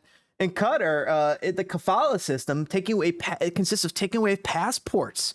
It's very much a standard practice out in the Middle East, and this creates huge amounts of corruption. That sounds ridiculous. That's just the tip of it. Like, from what I've read and I researched, so the way that they go about this is that they actually have people out in places like India and Pakistan and third world countries that say, hey, come work with us, we'll pay you this, a set amount, right? Correct. And the guy will be, obviously people will be like, oh yeah, I make more over there than I do here. So of course. So they go to, Qatar, and the first thing that they do is take away their passports. They cram them into some sort of like living environment that's cramped. That, from what I've seen, with documentaries, sometimes they have broken, plumbing. And on top of that, they're charged for that. They get charged for that rent, and and I think they charge them for food and everything. And before you know it, whatever they get out of it's like less than what they agreed on. And it becomes an issue where it's like they're either making the same as they would if in their home country, or they're making less. And it's not like they can just say, okay, I quit. No, they hold them to their contract. Like, oh no, you signed this contract. You got to be here X amount of time because you signed it. We're not going to give you your passport back. Wow. That's. I mean, that just pisses me off as an American. I'm reading this tweet. This is a big one. Germany's Süddeutsche reports that the U.S. and FIFA President Infantino made a deal back in 2015. Essentially, the U.S. would receive the World Cup in exchange for ending investigations into FIFA Gate. Well, the problem with that is a lot of it had to do, the U.S. government was the one that was investigating it, not, U.S. soccer had nothing to do with that. I don't know how much pull FIFA has with the U.S. government, considering that soccer is not a big sport, here in the States. I don't want to if anything, the U.S., I think the U.S. Department of Justice pretty much cleared out the whole FIFA hierarchy with starting with Sepp Blatter. So I'm not sure how true that will be. But it does look a little suspicious that we got the 2026 World Cup. But think about it though, we're hosting it with Mexico and Canada. I mean, it probably would be a lot more suspicious if it was just us. Even though we're hosting most of the games anyways, but yeah. That is interesting. That I wonder. I mean, they brought UK, Mexico, and US and Canada into that deal. Yeah. I wonder. I do wonder about that. So, like you said, we're gonna enjoy the World Cup games for the games. Obviously, when 2026 comes, I'm gonna go out on a road trip and try to catch some World Cup games. Try to, I guess you could say, try to fulfill my USA 94 dreams of going to a World Cup game. So, yeah. On another note, I did go to the Fire Team locker room sale last week. Ooh, I think you mentioned this, and you said you got some pretty decent loot. Yeah, I picked up a couple of things. I was actually very, very surprised how many people actually showed up on that first day. I didn't think it was going to be a lot of people, but when I got there, there was already a line when I got there. If you guys ever been to the fire pitch, I did a flush emoji because I'm showing this video of the tents and like the sleeping conditions. They've got like wooden pallets with some plastic slapped up, and that's like your hotel for the week on the pavement, on the cement. No security. It's absolutely like ridiculous. Sorry, I'm just looking at these pictures of Qatar. Sorry to interrupt. Go. No. And then so there was a line. I was actually the guy that was pretty much at the door. Like the line was going from like, it was like 20-foot long line, I guess you could call it, from like the entrance. Ooh. From the bathrooms all the way to the front door. And then the line actually continued outside and it snaked around, the corner. So there was actually a lot of people. It was I thought it was very chaotic. People were just in there grabbing anything they could. There was a lot of stuff that was being put for sale, and I was actually surprised. But the big thing was that a lot of that stuff had the old logo, had the original Fire logo, and also had the Crown logo. So they're pretty much getting rid of anything that they probably can't sell or try to sell nobody wants. But you also had a chance to get some cool memorabilia. Like I picked up a canvas picture, which I posted on the chat, and also another thing too is I got the captain's pennant that they give before the kickoff. And the one I actually got, and I was actually surprised I found it, was Fire versus a PSG from 2010. And ironically, and this is kind of like, this adds to the kind of like the mystic about it for me, is that was actually my second ever game of the Fire. That was like my second Fire game. versus PSG. PSG, wow. In 2010. So yeah, and it was actually a bunch of stuff. I mean, besides that, I picked up a hat, picked up a Christmas ornament that they had with the old logo from the original old logo. A blanket. These blankets that normally would sell for $40 or $50, 5 years ago, they were selling them for 10. So, it was, you could get a lot of good deals. I actually, now I think about it, maybe next year I'll go. Hopefully they'll have stuff with the newer logo. But they had jerseys for $15, shorts for 10. So if you like jerseys, by all means, get yourself a jersey for $15. But yeah, it was pretty cool. Saw Jiggly over there. Ooh.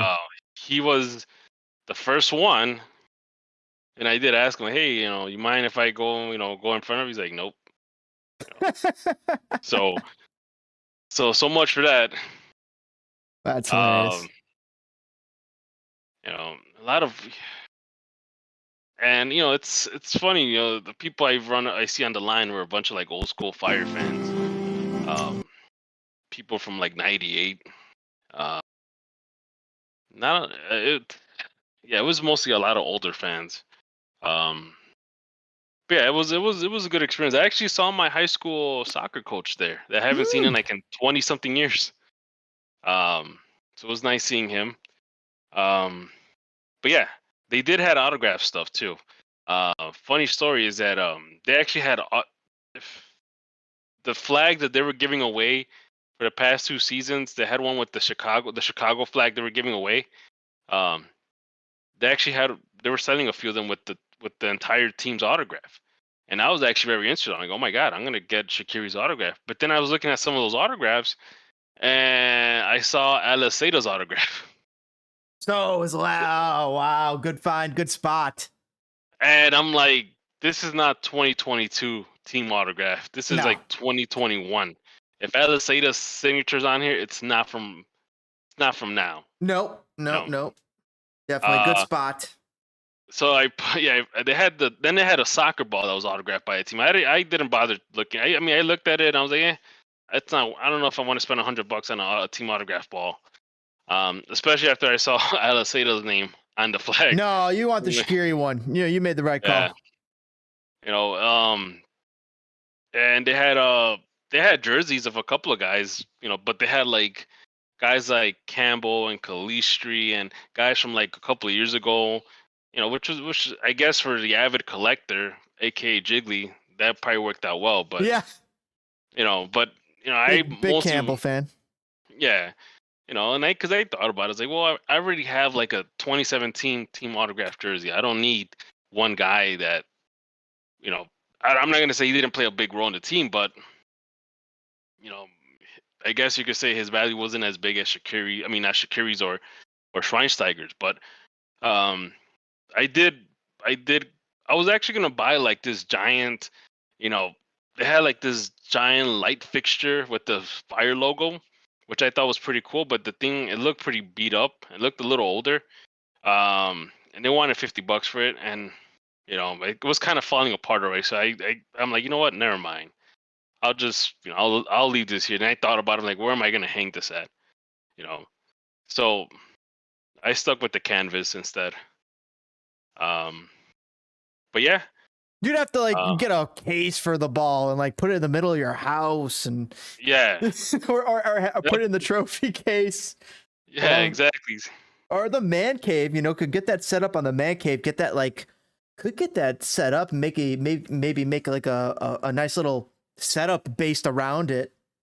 Turn it into a coffee table. Some fun stuff. That's what I was thinking too. Like everything I bought was pretty much mostly for the man cave. So yeah, it was cool. Not a whole lot going on with the fire team this offseason yet. Anything you heard, James? Wait, about the offseason for fire? Yeah. No, I haven't. But I have heard that Dax McCarty has been extended for year 18, returning to Nashville for his 18th season in MLS. Do you think we should still be here at Chicago, or is it did they make the right move and moving on? I think for the Nashville setup, I think he works fine. Because I kind of started seeing him kind of slip up a little bit when he was towards his last year of the fire. Like he didn't have the same intensity.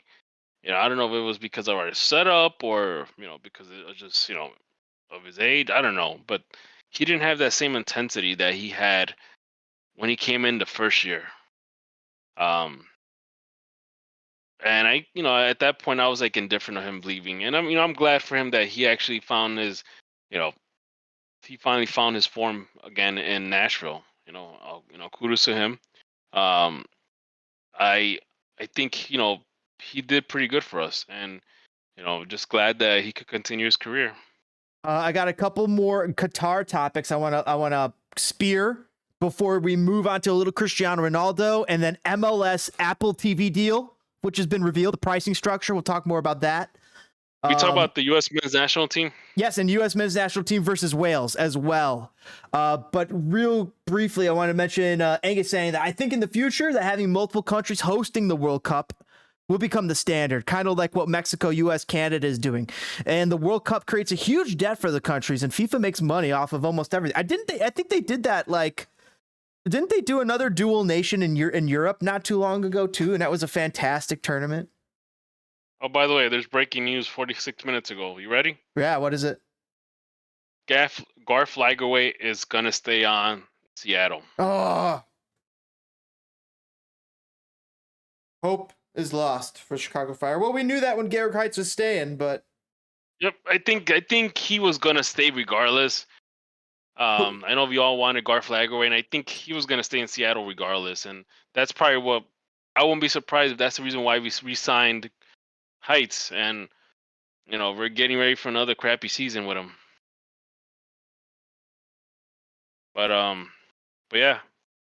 So let me pound on these real quick. So there was news that FSG could have a deal with an what was it? Liverpool could have had a deal with an unnamed Qatar based investor. That was way back when, but also we heard in this documentary that people in Qatar were exploring purchasing Liverpool for a deal up to $5 billion. Liverpool would really enter the big boys club at that point. I kind of wouldn't be surprised if that happened sometime in the next few years. yeah, we actually see that a lot now. We see these billionaires that are buying up these clubs, these Premier League clubs, and they don't even care if they're taking a loss. To them, it's just, okay, we could win. I think that's probably the reason why they implemented those rules regarding, salary. It's kind of like a semi-salary cap that you have to make money. You can't just buy players, and be on the red, but be rich enough to take the hit. So yeah, yeah, I did hear about that. That they're interested in buying Liverpool. And the thing about it is that Qatar has been trying to develop their national team. And they have actually at one point they were trying to bring in players from overseas to play in their league, or they're trying to nationalize players. I think they actually almost got in trouble a couple of years ago where they were trying to nationalize a Brazilian player named Ailton. Yep, and FIFA said no, you're not gonna break our system.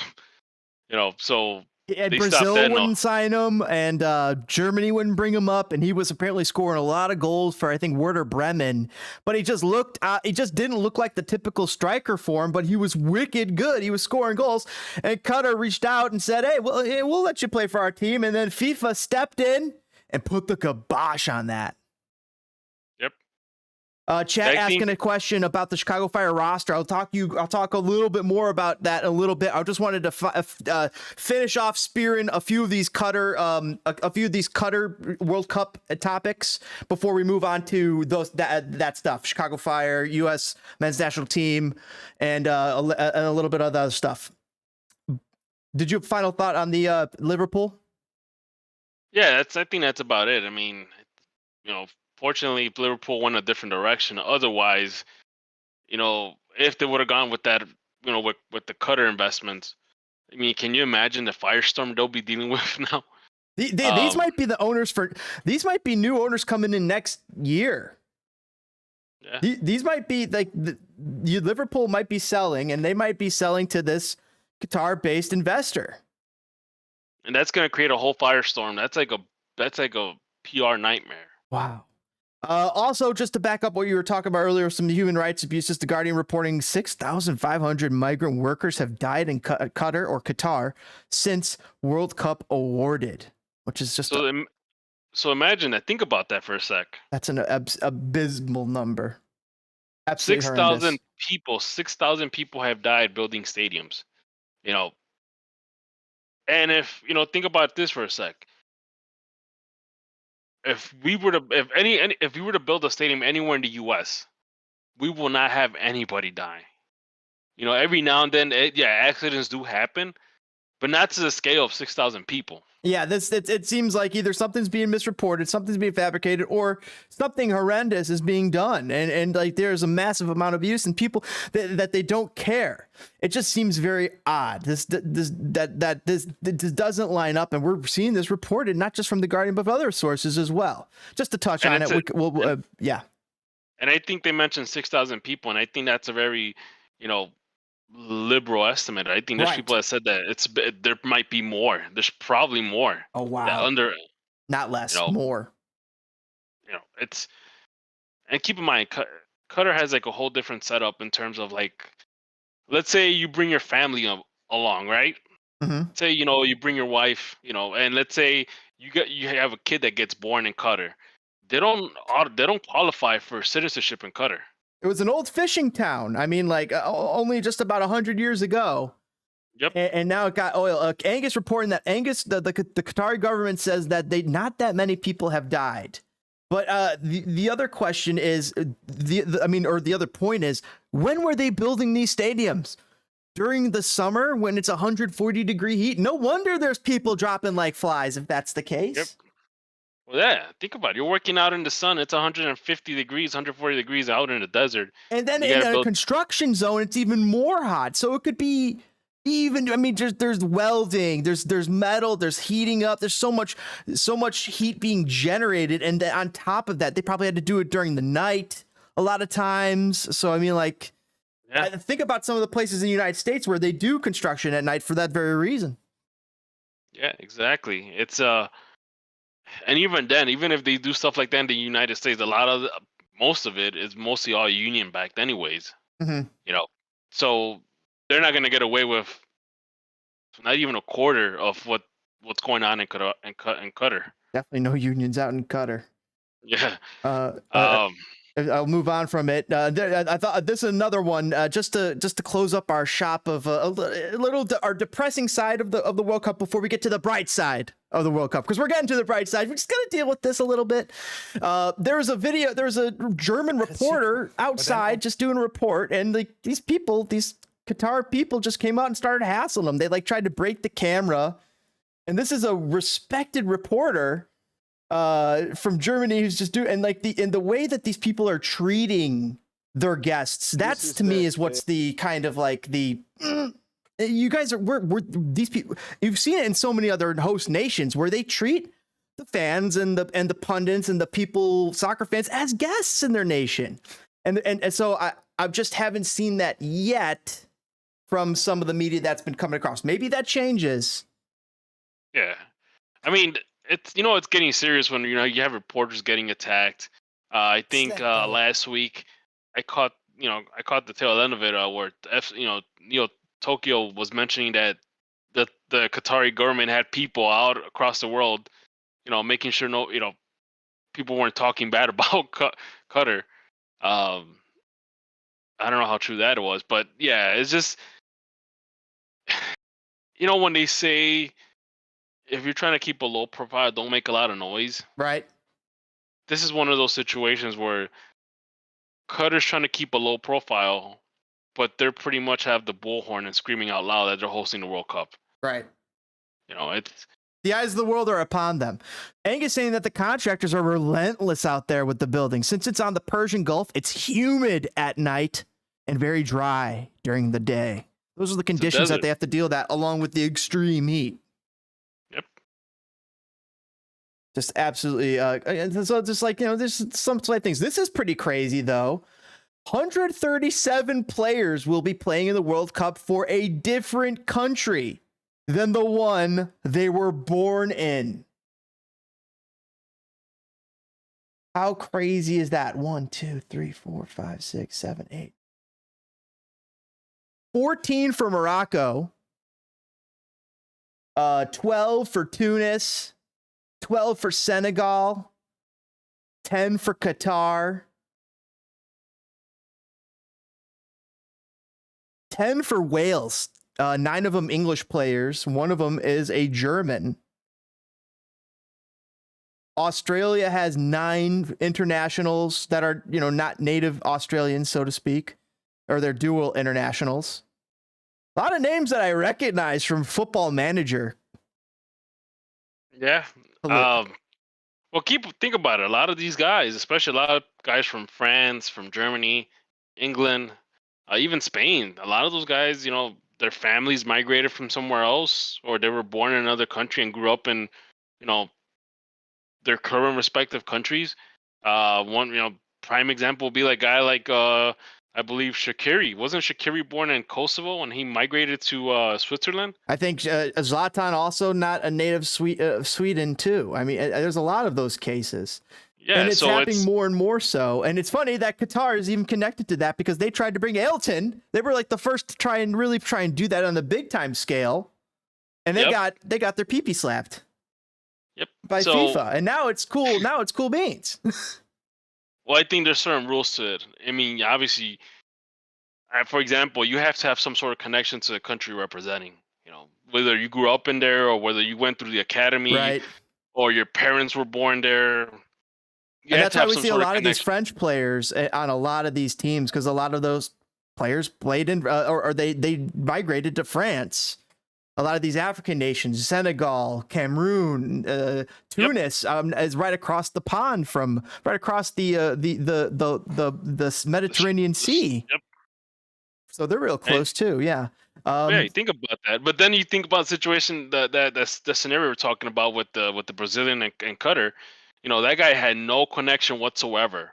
If anything, it looked more like a transfer than anything. Right, Like, and they're paying him they were paying him like 1.5 million a year plus 500K plus. So you're right. Yeah, it was more like a transfer than it was international. So yeah, but we do see players being allowed to make the change later in their careers as long as they meet certain parameters. It seems. So I think again, you still have to have a connection to the country you want to represent. I think it's a one-time change, you know. So I think a lot of that has to do, like, for example, we had that situation happen with, you know, when we had an American player switch over to Mexico. So I'm looking at Mexico's roster, and actually we talked about this. Not a single Mexican American and not a single Mexican American on the U.S. roster or the Mexican roster. How surprising is that? It is surprising. By the way, there are 2 Americans playing for other nations. One of them really hurts. The other is Daniel Schmidt. He plays for Japan. Daniel Schmidt, American, plays for Japan. He was born in Illinois. Really? Yes. And then the other American that his name really hurts plays for Canada, and that's Jonathan David. Yep. Croatia has a few. Portugal has a good number, has a few Brazilians. And USA has 5. Anthony Robinson from England. Serginho Dest from Netherlands. Cameron Carter-Vickers from England. Jesus Ferreira, I think that's Paraguay. Colombia. Okay, thank you for correcting. And Giovanni Reina. Gio is American. The thing about Gio was that he was born while his dad was playing in England, right? England, yes. Mm-hmm. So that makes him in English. You know, I would consider his case a little different compared to Vickers and compared to Robinson, even Serginho Dest, where, you know, they were, you know, they had a parent that was from the U.S. You know, Gio Reyna actually, I believe he went through the NYFC academy for a little bit. Yeah. Yeah. So he actually grew up in the States. It just happens that he happened to be born where his dad was playing. Yeah. So that one to me, I could throw out because I immediately was like, yeah, his dad's Captain America. His dad was Captain America. Like, what? Yeah. Like, that's crazy. Brother BKL saying that neither Chicharito has been called, and that's kind of crazy. Only just from EPL and Syria area. And I have a question for you. If you could pull an Ailton and bring Chicharito for the U.S. men's national team as their striker, would you do that in this World Cup if the option had presented itself? No. And that's actually one of my bones to pick, is the fact that the U.S. roster, I don't know. I'm like, to me, it's a lot of kind of like head scratchers here. Really? I there's a lot of good stuff that makes sense, but there are a few head scratchers to me. There's a handful, but not as many. I mean, like, what are the big missing names for you? I honestly felt that Pepe should have been included in this. Over Ferreira, easily. I would even say over Jordan Morris. Over Jordan Morris, but they play totally different position. But they're listed as forwards. You know, and if Jordan Morris, to me, Jordan Morris is not an impact player. If you want a body and you want a name on a list, then fine. But he's not going to be an impact player. Pepe has been an impact player throughout the World Cup cycle. Jordan Pefok. He's another guy that should have been on this list. Over Haji Wright?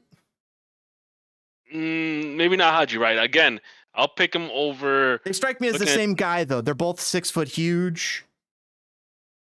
I think they're both 6'3" plus.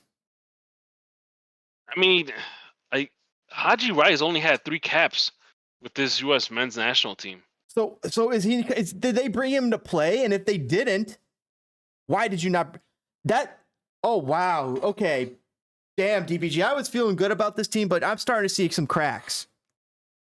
Yeah, so Haji Wright has only had 3 caps and 1 goal with this U.S. men's national team.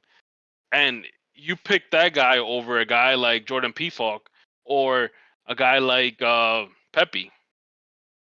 And Pepe's just turning it on right now at the rough. Pepe's literally scoring goals right now. That is what you want. And Greg left him at home. Yeah, and it's just, I saw Jordan Morris play against the Fire this past season. They need to talk to Haji Wright and just say, hey, you need to take an injury so we can bring in. Yeah, it's like I saw Jordan Morris play. I didn't think he was great. I think, And why Jordan Morris over Paul Areola? Landon Donovan was incensed that they brought in Jordan Morris over fan. They didn't bring in Paul Areola because Paul Areola, he was saying, was his closer. Like the guy at the end, he's not your starter, but like he's the guy you could send in there to do a job at the end of the game. You know what? Like I mentioned, if you're gonna bring a body and have a name on the list, I guess Jordan Morris will be. But now that you mentioned Paul Areola, oh, of course, I would have picked. At least Paul Areola will do something. Mm-hmm. I don't know if Jordan Morris. Honestly, Jordan Morris hasn't been the same since his injury. I'll leave it at that. He's still just as fast. He's still hitting top paces. They showed some pasting the other day, not too long ago, and he was still top 10 in MLS. But he technical wise, he's not that. He's kind of rigid. Yes, he's grown more rigid. He's grown more rigid after the injury. So, you're gonna pick that guy over a guy like Pefok, who's doing a really good job in the Bundesliga, or even Pepe, who's lighting it up.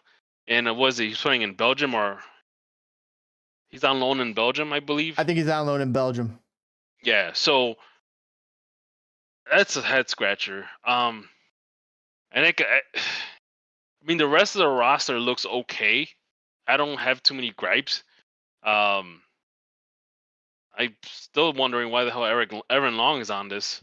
I'm seeing that Reyna might be starting as a false nine striker with Pulisic on the left, Aronson in the center as the 10, and Weah on the right.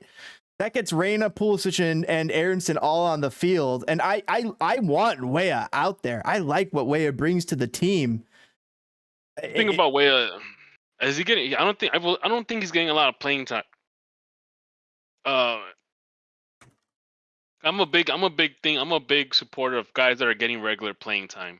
Like, don't use the national team to try to get playing minutes. 6 matches in League One this season. He's got 5 Champions League matches last year. Weah. And you want this guy to start in the World Cup?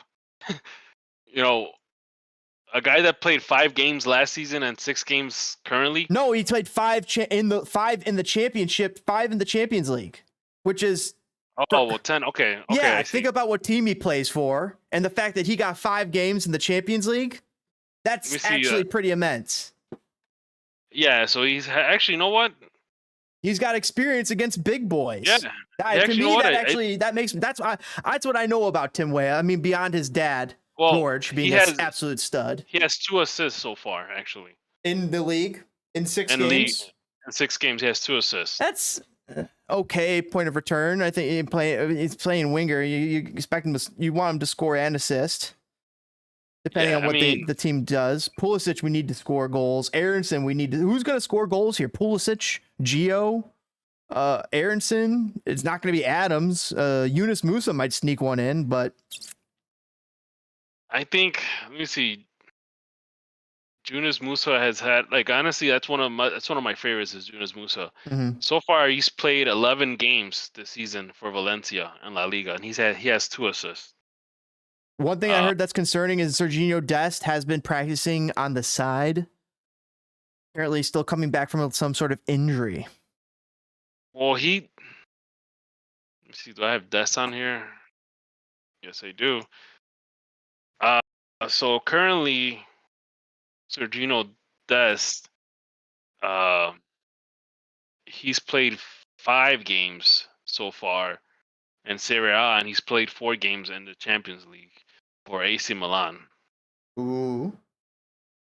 Let me get some full stats here.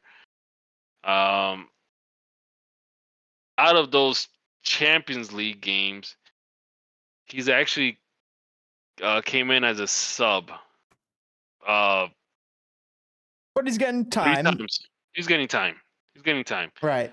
He was left on the bench once, and he did play 1 full game, but which was a loss to Chelsea, 3-0. As far as Serie A, he's played what? What did I say earlier? 5. 5 appearances. So he's been benched 4 times.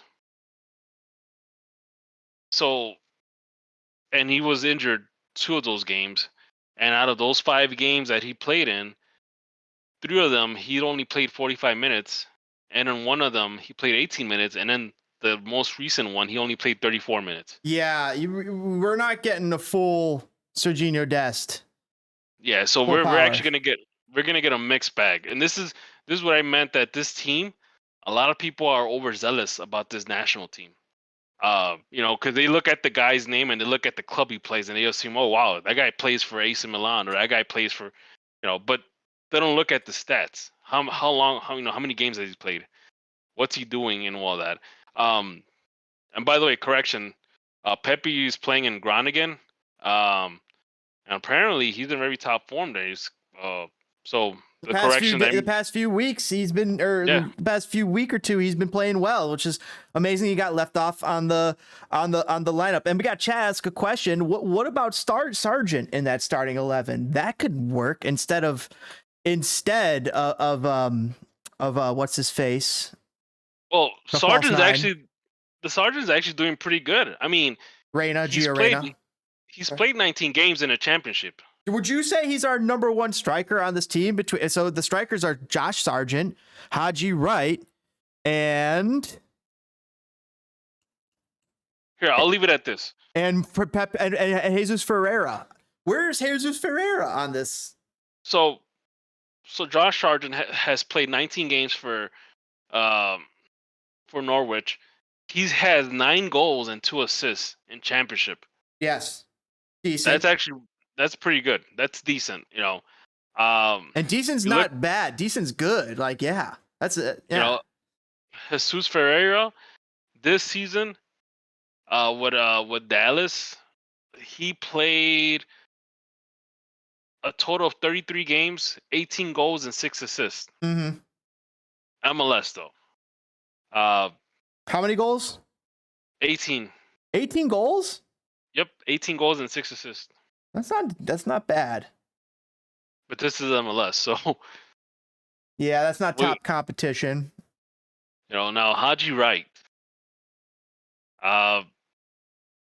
This season, let's see. Okay, so Haji Wright plays in the Turkish league. He's played 12 games, has 9 goals and 1 assist. I like that. Do you think he's the best striker then of the bunch, or is it Josh? Or is it Sargent?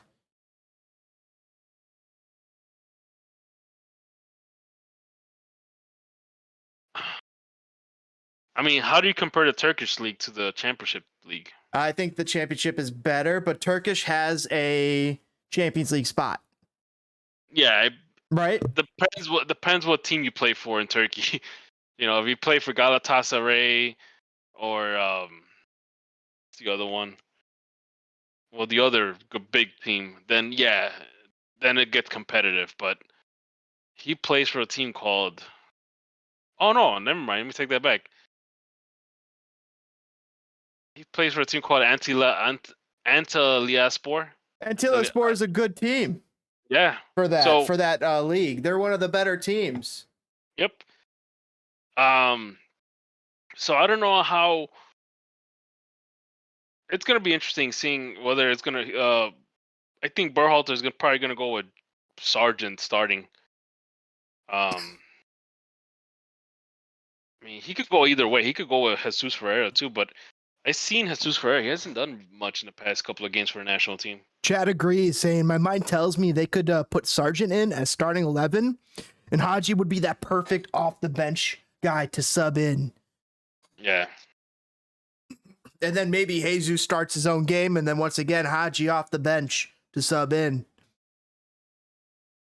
So, yeah, so it's right now this U.S. men's national team is a mixed bag because you have guys that are going to start that are not playing regularly in their club.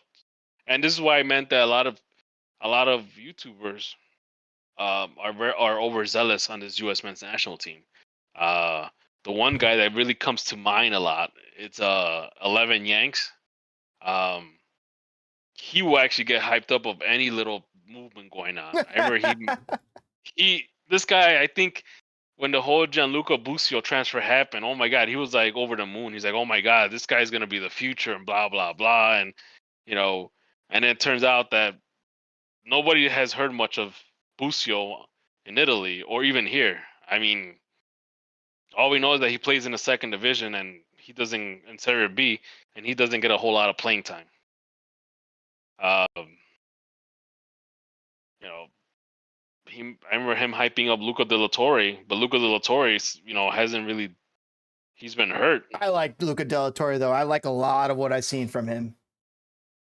Yeah, but the thing about him is that he doesn't start regularly for his club. He sits on the bench and he's injured.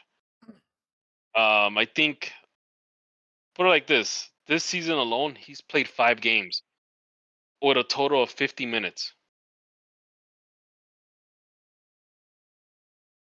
Think about that. Not good enough. Not good enough. But somehow, this guy made the World Cup roster. That makes me question about Greg. And I heard something interesting that Jimmy Conrad said earlier. He had Landon Donovan on his show, on his podcast. Check it out on YouTube. But he was saying that in his mind, this is Greg's only World Cup. The coaches should only get one run. Like, you get one run and that's it, because he was under the second Bruce Arena run. And he says it just was never going to work. It was never going to work. And having gone through it, he's on board for one-term national team coaches. So after Greg, he says, bring on Landon Donovan, bring on Jesse Marsh, bring on somebody else. Landon Donovan still's got to get a job through MLS. I mean, he's would you want Landon Donovan as the new coach for the Chicago Fire and replace the project that is Ezra Hendrickson? Would you take that right now? I probably wouldn't. Not yet. I think Landon needs to be an assistant before he could coach for a little bit. I think that's more lateral. Yeah, and while Ezra already has a year of MLS experience, Landon has experience against MLS teams, but his experience was on lower grade, lower USL teams for coaching. Yeah. And they didn't exactly they did some impressive feats, but weren't always amazing. And that's the same thing with Ronaldo. His teams weren't always amazing, but I kind of wish that he was the coach for Chicago Fire. But, maybe they're not the best candidates. Maybe Ezra Hendrickson is, or maybe there's still somebody out there. It sucks to learn that Garth Lagerwey's not going to be an option, but, we kind of been hearing that. So so looking at this roster, so our back line for the U.S. men's national team, a lot of those guys have been getting regular playing time. Minus Sergino Dest. Like guys like Joe Scally, Anthony Robinson, Cameron Carter-Vickers. Those guys have been getting regular playing time. So yeah, I feel a little bit more secure with those guys, being on the back line. So Yedlin's the backup right back, and it sounds like he's going to be getting a lot more starting time than Dest. Dest's going to be more of a fill-in. And you know what's great? Yedlin's a walking yellow car. Yeah, well, Yedlin has his mistakes. Yedlin has his problems, but Yedlin's got experience at the top flight. Yeah, he does. It just so we got a backup. Yeah, that's a capable backup. But then, would you start him over a guy like Joe Scally? Yes. Joe Scaly plays for Borussia Mönchengladbach. Really? When did Joe start doing that? He's been doing that since Take a look at 2021. He's got 15 matches. 15 matches. He's the starter. Joe Scaly's the starter. Why wouldn't you go with Joe Scaly as a starter? Joe, he plays both sides or just right back? He's listed as right back on Transfer Market, and he plays for Borussia Mönchengladbach. It says he plays a little left back, but he is the mainly right back. So that's cool. Yeah, so he plays for Mönchengladbach. He's valued at 12 million. Okay, this is our starter. I think that Dest is going to he's just not going to be able to play. Dest is going to sit on the bench. So as far as the center backs, I would go with Cameron Carter-Vickers. He's actually a regular starter for Celtic. And I guess Tim Ream. But then people are gonna make the argument, why should Zimmerman should start? I don't know if I feel confident with Zimmerman starting. Tim Ream valued at 1 million on Transfer Market versus Cameron Carter-Vickers at 9.5 million, plays for Celtic. And but Tim Ream plays for Premier League. So you will probably have to start both those guys, Cameron Carter-Vickers and Tim Ream as center back, and leave Walker Zimmerman on the bench. So Gino Dest valued at 16 million, Joe Scaly valued at 12 million. By the way, these are interesting prices. And Turner is going to be our starter. So let's see what Turner is rated. 5 million. That's your guess, or you know? Oh, that's what says on Transfer Market. Oh wow, 5 mil for Turner. Yep, confirmed. Arsenal. Wow. So Joe Scaly, it's going to be Joe Scaly on the right back, Anthony Robertson on the left back, Cameron Carter-Vickers as a center back, and Tim Ream as another center back. Depending on the formation, I'm thinking of 4-4-2. Then that's actually a decent, back line. What do you think? Robinson's worth 10 million. That's a great back line. Now, the one question comes in Tim Ream. A lot of people are going to have questions for Tim Ream, but Tim Ream's been doing it for Fulham. He's been looking very impressive. Yes, he's old. Yes, he doesn't have a lot of pace. But hey, you know what? Neither did Robert Huth, and he fucking did it with Captain Morgan way back in like 2012 with Leicester City. You don't need fast center backs as long as you got a good pair of smart center backs and they have a good back line that all works together. That's what Christian Fuchs did for that back line. They made it so Robert Huth could survive in the Premier League, and they could get that ball up to Jamie Vardy, their speedster. And Riyad Mahrez, who nobody knew about, and N'Golo Kante, who is just the greatest little midfielder. This Leicester, and that's what the U.S. needs to do. They just need that back line, and they need to depend on that partnership between Ream and Zimmerman. And these backline, their backline buddies, the outside backs, they really got to do their part. I don't know how I feel about putting Zimmerman and Ream together in the back line.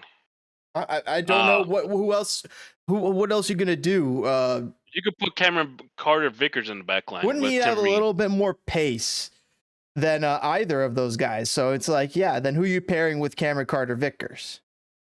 That's the thing. Either you could go with the guy that's been playing in MLS his whole entire career, or you could go with the guy that's been playing and in the Premier League at age 35. So that's impressive. If you could do it at age 35, usually age 35, by the time you're 33, you're pretty much on the chopping block every year. Look at Ronaldo on the chopping block. We'll get into Ronaldo here in a minute. Yeah. So by all means, Cameron Carter-Vickers has to start, because I don't see Walker Zimmerman trying to hold back the English attacking, line. If Musa and Adams are in front of them, they could, but like they could get undone by Mbappe.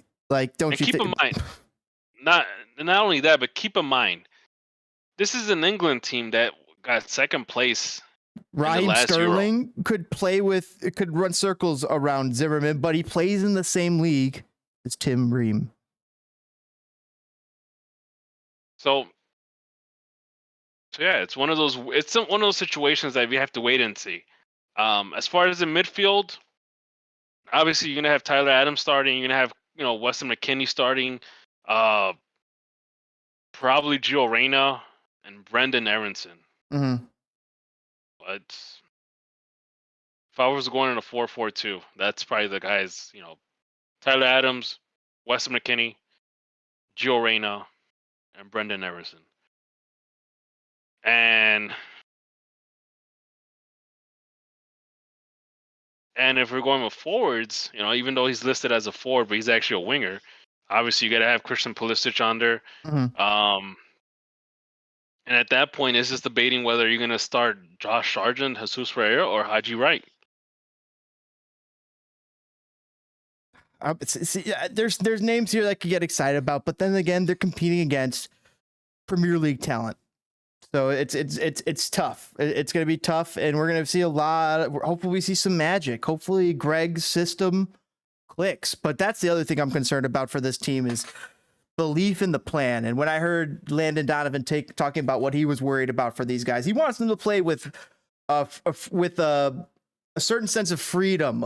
He wants them to feel that they don't have the pressure of the world on their backs. Because Pulisic, Reyna, these guys are going to be feeling that pressure, but he wants to play them with a reckless abandon, within the system, but just throw that all away and just go out there and play and not worry about looking good so much as doing the job. Yeah, it's just basically this is going to be a street fight. It's not gonna be pretty. Nope. And we're probably gonna have to pretty much go blue collar on Wales and England and Iran. Greg called Wales basically a Premier League level squad. And they are. They got good pieces. Obviously the real test is gonna be England. And they haven't done so well the past couple of months. I know they lost 3-0 against Hungary a couple of months ago. So it's kind of we have to wait and see what England team are we getting. Are we getting the one that got second place in the Euros, or are we getting the England team that's kind of sputtering to the World Cup? And of course, Iran. We have to win against Iran, otherwise they'll make a big propaganda about it. But yeah, I got speaking of interesting stories about the World Cup. Catherine Nesbitt, who left her analytical chemistry position to pursue officiating full time, is one of 6 women in FIFA's pool of referees for the World Cup. That'll be interesting for the Middle East to see women referees out there, no hijab.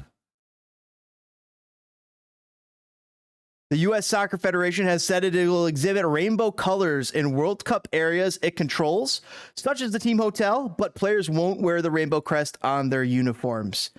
Now, sometimes I feel like there's woke agendas and stuff in sports, but this is kind of one I'm kind of I don't feel like this is a woke agenda. To me, this feels like we're not trying to stick it in their faces, but hey, if they want to play with the big boys, they got to make some concessions and changes. And the way that they treat gay people is absolutely unacceptable. And my thoughts on that is why poke the bear? Why shake the hornet's nest? We're there to play a game. In fact, several people, including the U.S. ambassador in Qatar, has said, "Hey, don't make a political statement while you visit here." Just play the game, play the sport, and let's grow from this event, is what they're saying. Yeah.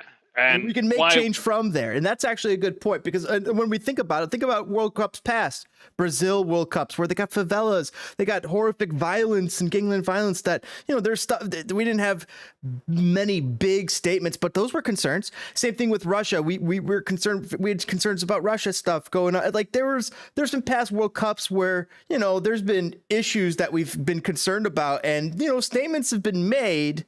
So how does that fit into this? Exactly, and you don't. Again, you don't. You're a guest in this country, basically. Yes, that's so true too. You got to remember that as well. You're not on your home territory. And this is, you whether you like it or not, you kind of have to respect their rules. It's Look at Brittany it's Griner, who did not respect the rules of Russia, and she's currently still locked away. Yeah. So it's one of those situations where, there's time and places to do stuff like that. Unfortunately, this is not one of them. And we shouldn't poke the bear, and we shouldn't be shaking the hornet's nest. We shouldn't be looking for trouble. That's, and that's not just, the proper thing to do, but it's also written on your passport too. If you ever have a chance to look at it, it says don't look for trouble. Really? So respectful interactions. And if you do some of these things, that is looking for trouble to some degrees. And like you said, it's like if you want to be the person to make that stand, you better be prepared to pay some significant consequences out there. Instead of that, maybe consider what this whole thing's about. It's an opportunity for growth. It's an opportunity to spur change. It's an opportunity to get them to look at women and gay people and everybody else differently in a way that they have not. And that opportunity is coming in this World Cup, whether the Qataris know it or not. It's going to be on full display. They're going to be exposed to it in a way that into Western cultures and into all its subtle nuances like they've never have before. And they are going to have to deal with it in some degree. So there has to be some reciprocity in there. But also, like you said, those people in the other, you got to have some sort of respect at the same time. I mean, other people's culture is other people's culture. And so, like, we do have to respect some of those base differences in us and the way that we've grown up in the world differently in different geopolitical places. It's just a fact of the matter. We're all different people dealing with different social pressures, and those lead to different decisions, and also with different parameters all involved. I mean, this all, as you know what I'm saying. Yeah. So that's my thing. That's my take on it. That's a fair take. I think you definitely you made me feel pretty good about that. You talked me off a ledge, so to speak. And the thing about it, it's like, no, I'm not trying to say anything by it. I'm just saying, hey, we're not at home. We're basically guests in this country, and therefore we should be respectful and whatnot. And this is how that's their custom, and hey, we got to respect it. And here we are over in America, where luckily we have the freedom to discuss and talk about it in the ways that we do. Yep. And so, let's maintain that and do what we can with that to maybe help them figure everything out a little bit towards some human rights progress as well. So yeah, that's, kind of be the example as Ronaldo. Well, let's get into Ronaldo here. Be the example, as Ronaldo would say. Ronaldo had a crazy interview with Piers Morgan, DPG. Just before we get there, just a real quick sum up World Cup happiness. World Cup facts: Ronaldo and Messi have never scored in the knockout stages of the World Cup. That's amazing. Neither Ronaldo or Messi have goals in the knockout stages of a World Cup. So, do you want to talk about Ronaldo, or do you want to? I was just teasing it. Let me factor out these 4 facts, and then we're going to get to Ronaldo. There has been a European team present in the 19 of the last 21 finals. No team has ever won the tournament under the guidance of a foreign coach. That's crazy. India qualified for the 1950 World Cup, but refused to travel after FIFA didn't allow them to play barefooted. Yep. Oh my goodness. And now Cristiano Ronaldo having a crazy interview with Piers Morgan. He didn't just rattle the cage. He launched a nuclear button, didn't he? He took apart his own team, his own coach. I believe the word says, I don't respect him. He did say this about Ten Hag. Yeah, and the thing about Ten Hag is, and I guess what's bothering Ronaldo is that he's not getting regular playing time in Manchester United. Because to me, what strikes me about Ten Hag is that he strikes me as a no-nonsense coach.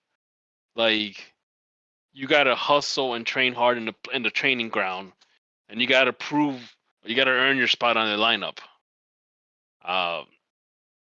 And Ronaldo, the past couple of games I've seen him play in Manchester United, it hasn't been. He's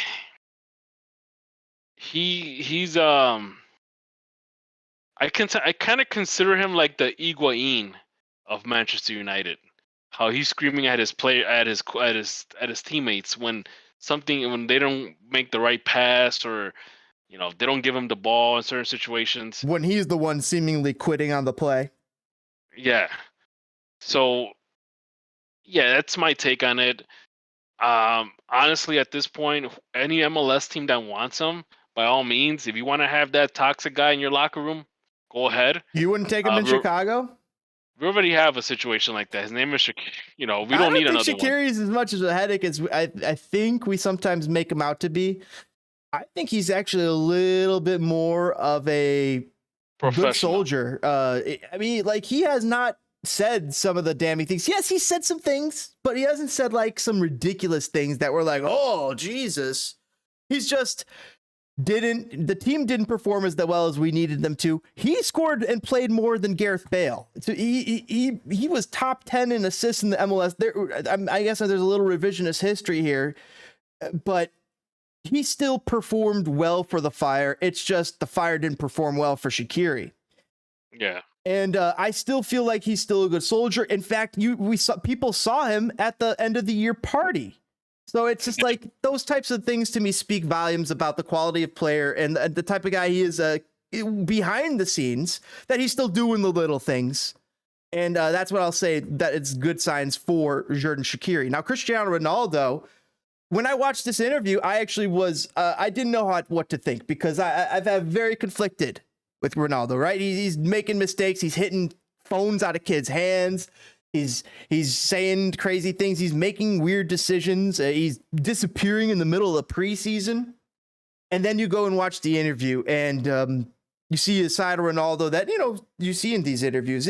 A nice, charismatic, smart, intelligent person who's very aware of himself, his abilities, and the soccer world. He's been coached by the best. Pep Guardiola, Carlo Ancelotti, the best of the best he's won championships with. And he knows when things are stuck in time. And that was what he said about Manchester United. It's like when he left in his 20s, he comes back now instead of signing for Manchester City, and everything's stuck in time. The facilities are stuck in time. The pools are still stuck in time. It's been like 15 years. The cooking ware, everything in the cook stuff. He's like, no. He said no shade against the chefs, but like even like it's just like there was no upgrades, there was no technological improvements. Meanwhile, where he was at previously, Real Madrid and Juventus, both constantly seeking technological improvement, ways to improve, spending money on infrastructure, better training facilities, better equipment. And when it came to United, he just couldn't believe how stuck in time it was, and how it wasn't competing with the two places he was just coming from. Yeah, I mean, it kind of goes back with how, the Glazers have been treating Manchester United as a club. To this day, people don't want him to be their owner, and I don't think they invested enough in terms of upgrading the facilities in Manchester United. Is something like, if you want to be the best, you're always going to have the best stuff, the best equipment. So teams like Real Madrid, they want to compete for the Champions League every year. They're going to have the best equipment. They're going to have the best people, the best scientists, the best dietitians, the best chef. Juventus, same thing. They want to compete in the Champions League. Especially since they've been dominating so much in the Serie A the past couple of seasons. They want to win it all. Of course, they're going to do the exact same thing.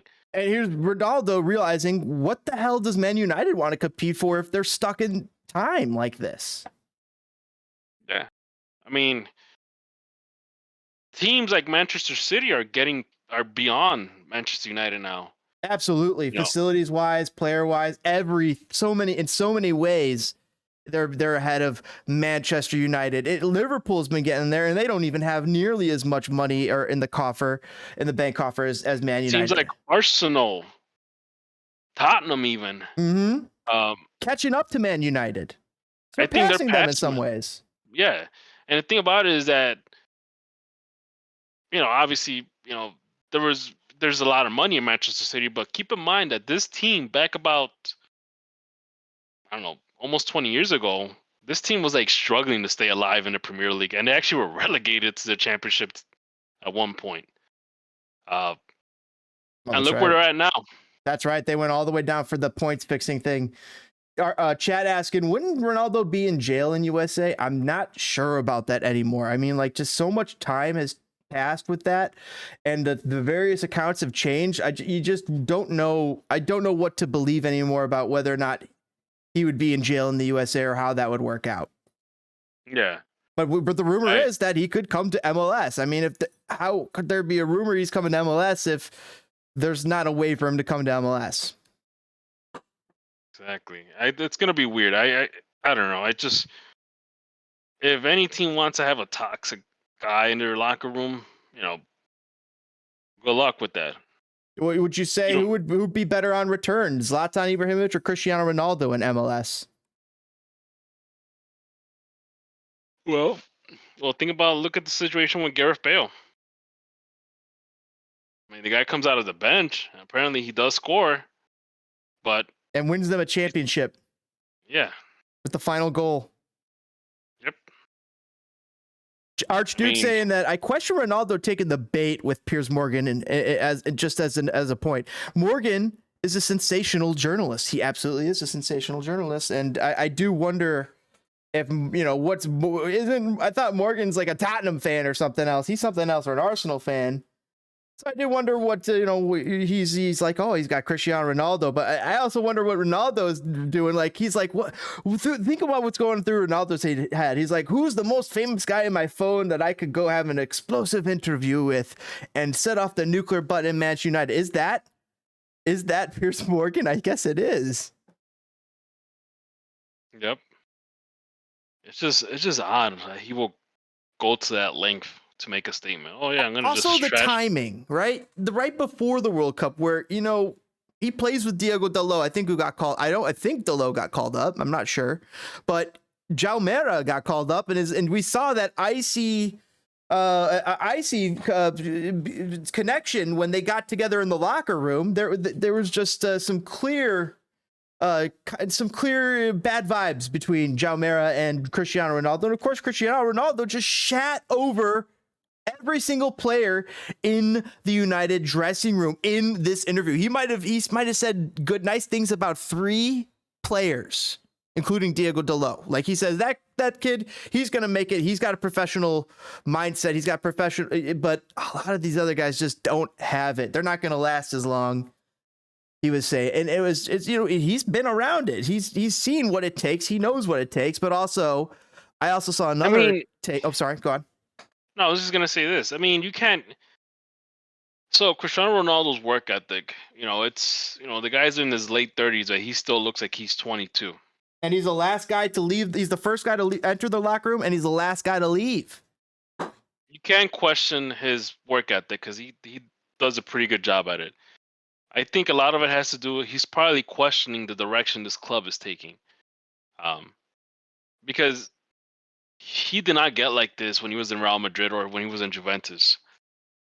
And I guess when you come back from, because he did start off in Manchester United, or he started off in Sporting, went to Manchester United, and he then after he left, the first time he left Manchester United, he went to Real Madrid and then Juventus and all that.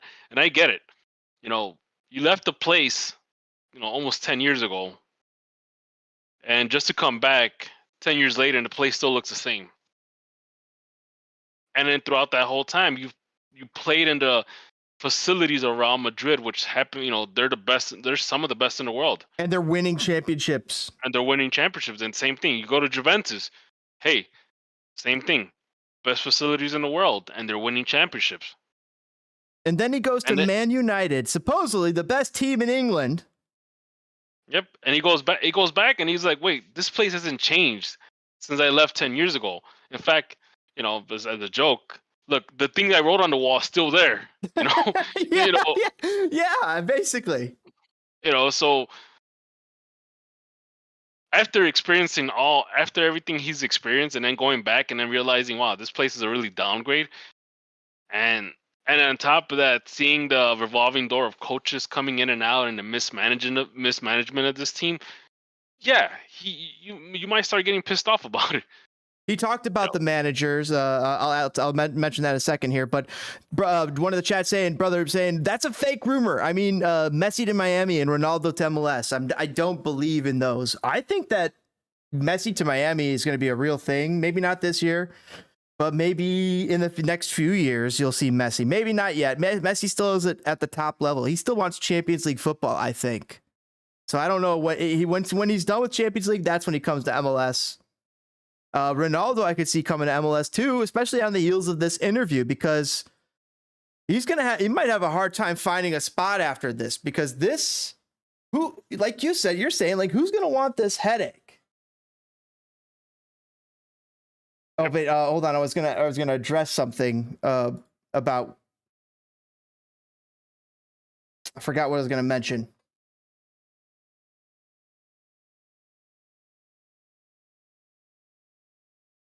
I don't know if you remember what I said.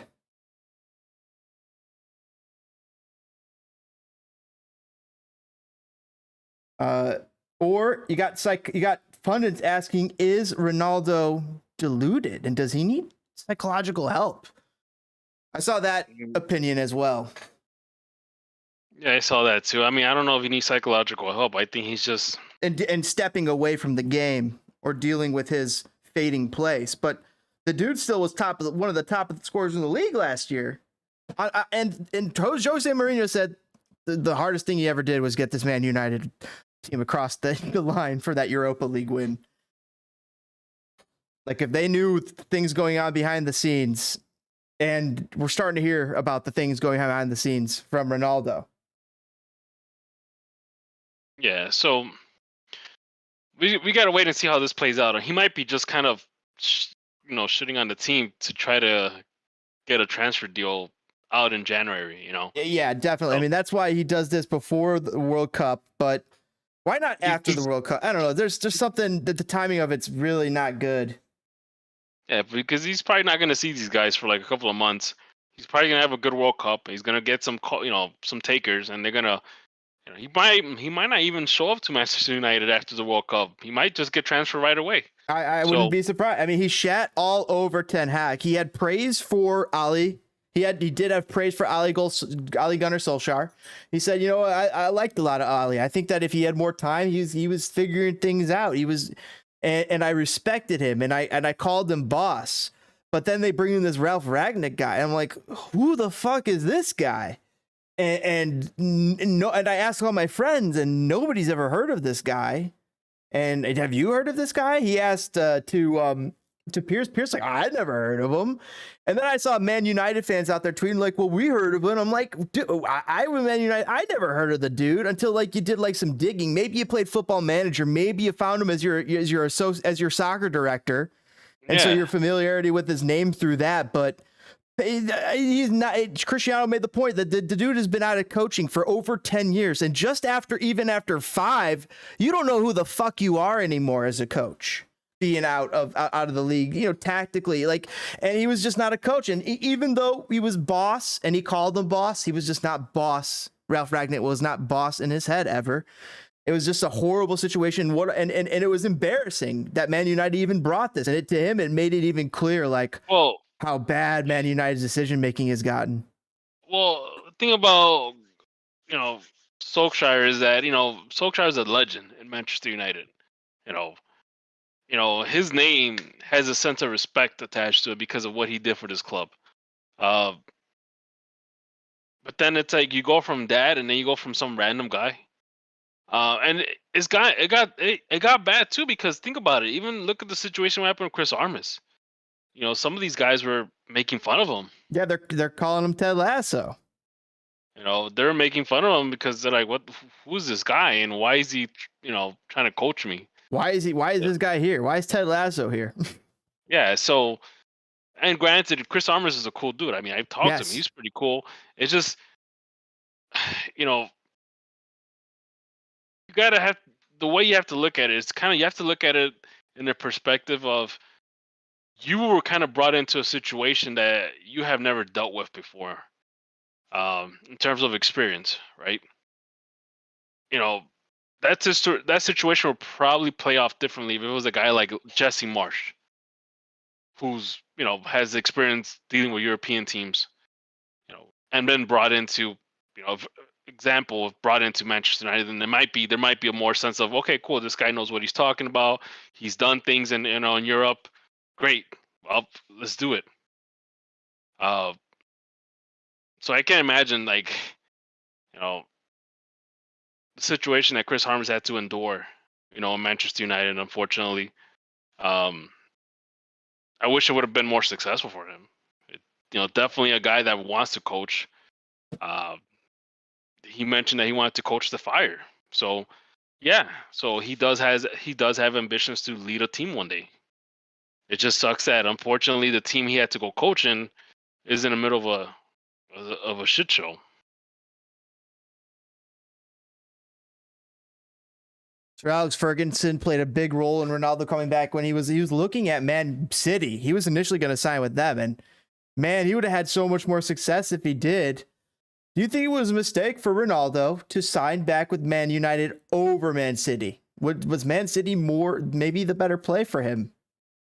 Well, actually, I did like the fact that he went back to Manchester United. I thought he was going to be the difference maker of pushing this team into the top 3, top 4. And he could be the solution for a lot of the issues this team is having. Unfortunately, it hasn't worked that way. In fact, I don't think it's worked that way ever since Alex Ferguson left. You know, Solskjaer tried to right the ship, but I think a lot of it has to do from the up top too. Who's there making these decisions? It's just not just the head coach, because we've gone through 3 different head coaches and it's still the same issue. Oh, that's what he commented about too. He mentioned an old executive that was no longer there, and he says like his decisions were what made Alex Ferguson so work, and now that's not here. This whole conversation this interview is definitely about getting out, and apparently tomorrow's interview is going to be even more explosive. It's where he does a lot more shitting on Ten Hag than he did in this interview. That's coming out part 2 tomorrow on Piers Morgan Uncensored. I'm going to definitely check out that. It was interesting to watch and get Ronaldo's perspective, because he talked about how Man United didn't believe him when he was dealing with his wife's with his partner's baby troubles. They were having twins, and their twins, they had difficulty with the pregnancy to the point where one died. And Man United treated him like they didn't believe him, that he was dealing with this medical emergency with his family. And that's why he had to leave in the preseason. That's what was going on. And just like the disrespect and the treatment and the distrust, like from Ronaldo, who he says, I've never given them any reason to ever distrust me. And the fact that I just didn't get it returned, and such a tragic moment of his life where he lost his son, and then later his little girl was hospitalized. He just says it's just that soured his relationship with Man United. So I can see why he's done with Man United, because family comes first, he says.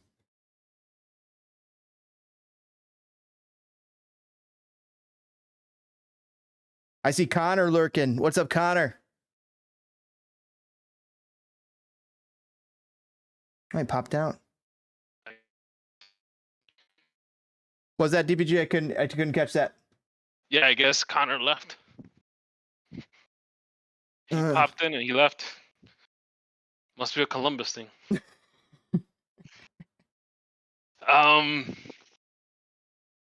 want to talk about the Apple deal? All right, let's move on. I'm going to close up shop here on the Ronaldo chat. Internet issues, trying to figure it out in Ohio. Typical. So Brian Sano tweets out the pricing details for MLS on Apple TV Plus. Hashtag CF97 and MLS Fire. MLS Season Pass will be home to the most expensive, and accessible programming lineup ever for MLS fans, including all MLS fans and League Cup matches, as well as hundreds of MLS Next Pro and MLS Next games. So the kids, the youth teams, during match days, MLS Season will feature an exclusive live match whip around show, kind of like Red Zone for the NFL. So fans never miss an exciting goal or save, as well as game replays, highlights, and analysis. Starting February 1st, fans can subscribe to MLS Season Pass on Apple TV app for $14.99 a month during the season, or $99 per season. And on Apple TV Plus, subscribers who are already subscribed can sign up for a special reduced price of $12.99 per month, or $79. It says and $79 per season. So I guess it's like either or. Like you could do it a la carte and pay up 13 extra bucks a month if you already have Apple TV, or 15 bucks a month if you don't have some sort of Apple TV, or you pay the full season price of $79 if you have Apple TV subscription, or $99 for the whole season of MLS, every game, and the youth teams, all in one place, no blackouts. So if you're the mathematician, and if you do the numbers right, $99 would be a lot cheaper than paying $15 a month. Yes, it actually comes out to $100 for essentially a season ticket to MLS. Yeah, and then it's like I believe that translates to $8.25 a month. So that's not unreasonable. I don't think that's unreasonable. I agree. $100 from February till typically, I think they typically go to December. This season was a bit abbreviated. They condensed because of the World Cup schedule. So you're getting you're getting a lot of soccer in that meantime, and not just your team. You're going to be getting some of the stars, all the stars of the league. Yeah, and I'm sure they're going to have special programming during the off season and all sorts of stuff, And another thing too is, like, I know people have been getting pissed off about it. Oh, well, why would I have to pay $15? Blah blah blah. Keep in mind that a lot of teams, this is what they're doing now. A lot of not just MLS. I'm talking about NFL, MLB, NBA. NBA has its own league pass that essentially costs about $100 too. I have it right here. NBA League Pass, $100 for per thing for season with commercials, $129 without, and $90 for a season for a single team. MLB TV is about $129 a season, $109 for a single team. NFL is $147 for Sunday ticket, all out of market Sunday games, where you get all out of market. You already have your in market Bears games and whatever else is on CBS Fox. But the Sunday ticket is $147. MLS is going to be $99 for every game, no blackouts, and the ability to rewind and stop and watch replays and all that fine stuff. And one more thing is that you just mentioned about blackouts. The other three, NBA, MLB, NFL, they're going to have blackouts. If that game is showing on ESPN, they're going to block it out. Every single one of those has local blackouts. So. But for the first time, there's a mega sport TV deal for a top sport without blackouts at every game. I think this is it is a great thing for MLS fans. Now, the main problem is a lot of people point out this becomes a bit of a barrier of entry for a lot of other casual fans who might not feel so compelled to pay the $19.99 or the $99 a season. At that point, you leave it up to the clubs to figure it out. But think about it this way. If you wanted to watch the Cubs, what do you need to watch the Cubs on TV? I have no idea. You need Cubs? Do you need Cubs TV or Comcast, or do you need a few things? You need What's Comcast that channel called? And WGN. They don't show Cub games on WGN. They show them once in a great while. I don't even think they show them on. They show it on. What channel is Cubs games on? I forgot I forgot. If you live in Market, the Chicago Cubs will play on Marquee Sports Network, the regional sports network for the Chicago Cubs. So you need to have cable just to watch the Cubs play. All right, you need to get and Marquee. And you got to pay for the special Marquee Sports package too, I think. Yeah, I think you have to get a certain tier in your cable package to You get Marquee. do. Absolutely. Okay. You want to watch the Sox play? You have to get cable again. You need to get Comcast to get Comcast Sportsnet. Am I right? Let's check out what channel to watch. What channel for White Sox games? Typically on NBC Sports Chicago, sometimes Fox, FS1, and ESPN. But So yeah, typically you need cable. NBC Sports Chicago. Yeah, you need cable, but you don't need an additional plan like you need for the Cubs. Yeah, you could. I think if you could get away with just watching the basic, the entry level sports package to watch the Sox. Mm-hmm. The Bears. Normally they're in channel 5 or 9 or WGN or They're on Fox or CBS, I think. so fine. I think that's the only team that you could probably watch for free if you're into football. Mm-hmm. Unless they're on Thursday night, and then you have to watch it on Amazon. Yep. Or if they're on Monday night, then you have to watch it on ESPN. I think, unless they have, I don't know if they have local broadcasts on those ESPN on those Monday Night Football games. That means you have to have an Amazon Prime subscription to watch the Bears on Thursday nights. That was earlier this season. Yeah. Or you need a cable to watch it on ESPN. Okay. Moving on. The Blackhawks. Where do the Blackhawks play on? Pretty sure Comcast Sportsnet. You need cable for that too, right? So what channel for? Let me double check. You do need cable for that. It's not special channel, but it's NBC Sports Chicago, ESPN, and TNT. Typically NBC Sports Chicago. So we just Probably mentioned Comcast. all these other Chicago sports teams that play with forcing you to get cable or forcing you to get some sort of a streaming package, and you're gonna pay a lot more than $100 a year. Mm-hmm. Oh, easily. So people complaining about paying $100 to watch the Fire or MLS in general haven't thought about how much it costs to watch other teams in other sports. And what if Messi comes in 2 years? So you're going to be able to get to see a player like him. But next year, guess what? Gareth Bale is still here. So in addition to the Fire, I'll be checking in with Gareth Bale every so often. And who knows what NYCFC pulls, and who knows what other magic some of these people pull, these GMs pull after this World Cup. Yeah, and think about this. Like if $100 is the issue, Christmas is coming up.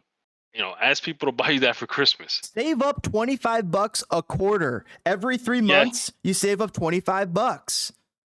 That's Exactly. $5 a week for 5 weeks. Bam, you've saved 25. Then you could start doing for the next quarter. Save $5 over the next 10 to 15 weeks. Bam, you saved up 25, and all of a sudden, bam, you've got $100 scrapped together.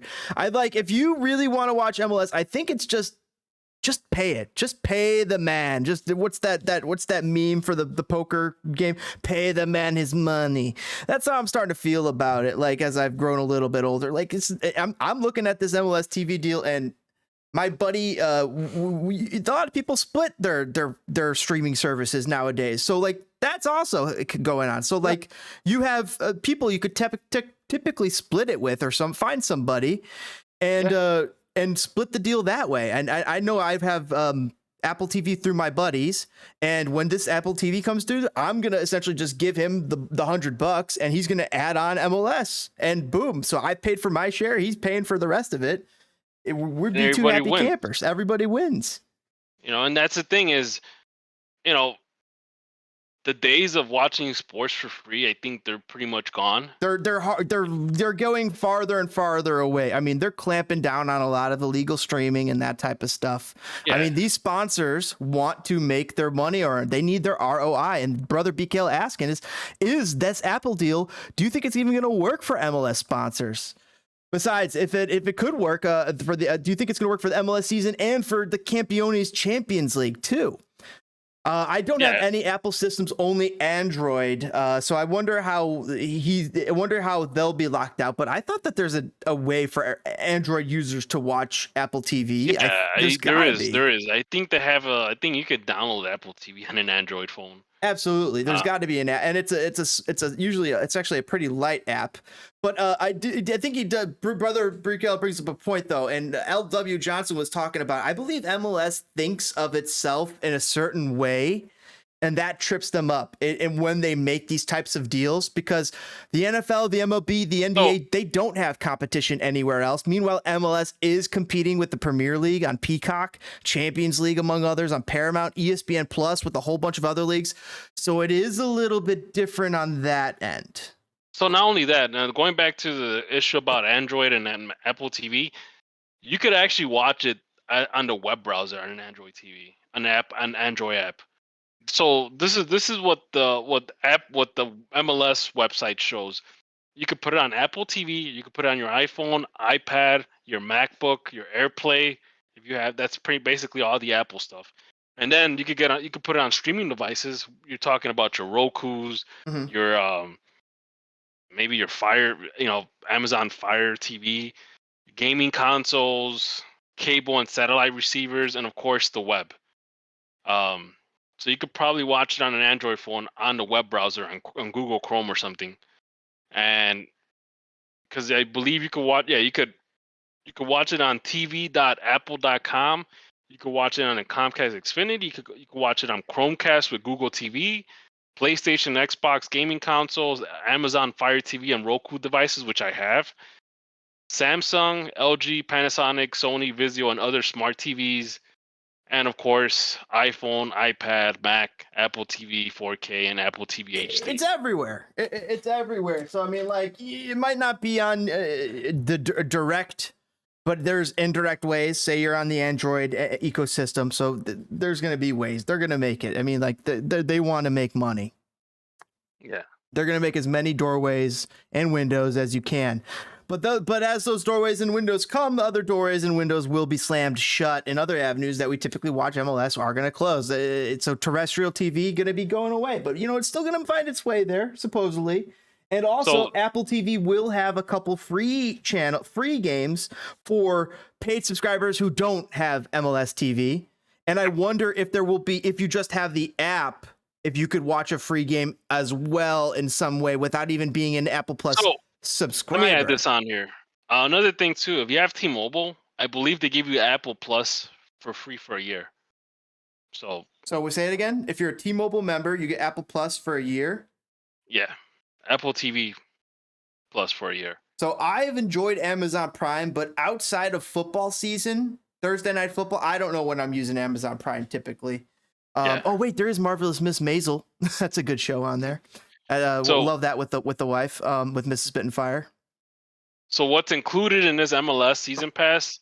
Every MLS different ecosystem than Amazon. Yeah. Sorry to clarify. So on MLS season pass, it has every MLS regular season match, every MLS playoff and MLS Cup match, every Leagues Cup match. You can watch it in English or Spanish. Oh, and Spanish broadcast. Yeah. And they're going to have a radio broadcast, too, if you're interested in that. They're going to have MLS Next Pro and MLS Next matches. Hundreds of live MLS Next Pro and MLS Next matches. Exclusive live whip-around show, so fans don't miss. That's the kicker, though, DPG. This exclusive live whip-around show, this Soccer All Day, whatever they're going to call it, I don't know, what the MLS Live. They should bring it, just make it MLS Live or something.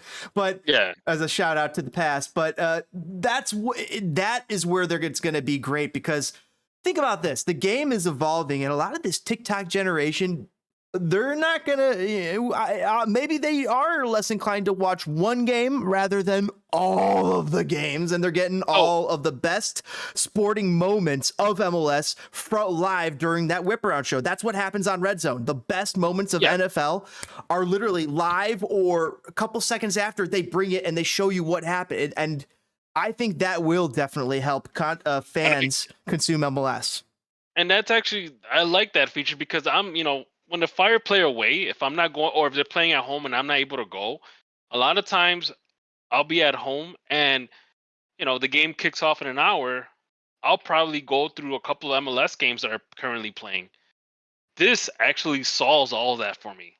I can literally just watch one channel and have them, because I really don't care about other teams, but, I want to watch soccer. But I would watch other teams. I would watch Gareth Bale. I would check in on Orlando and Nani back in the day and some of these other people if I had that easy ability. And MLS Plus on ESPN did have that, and it got me checking out a few more MLS games than I otherwise would have.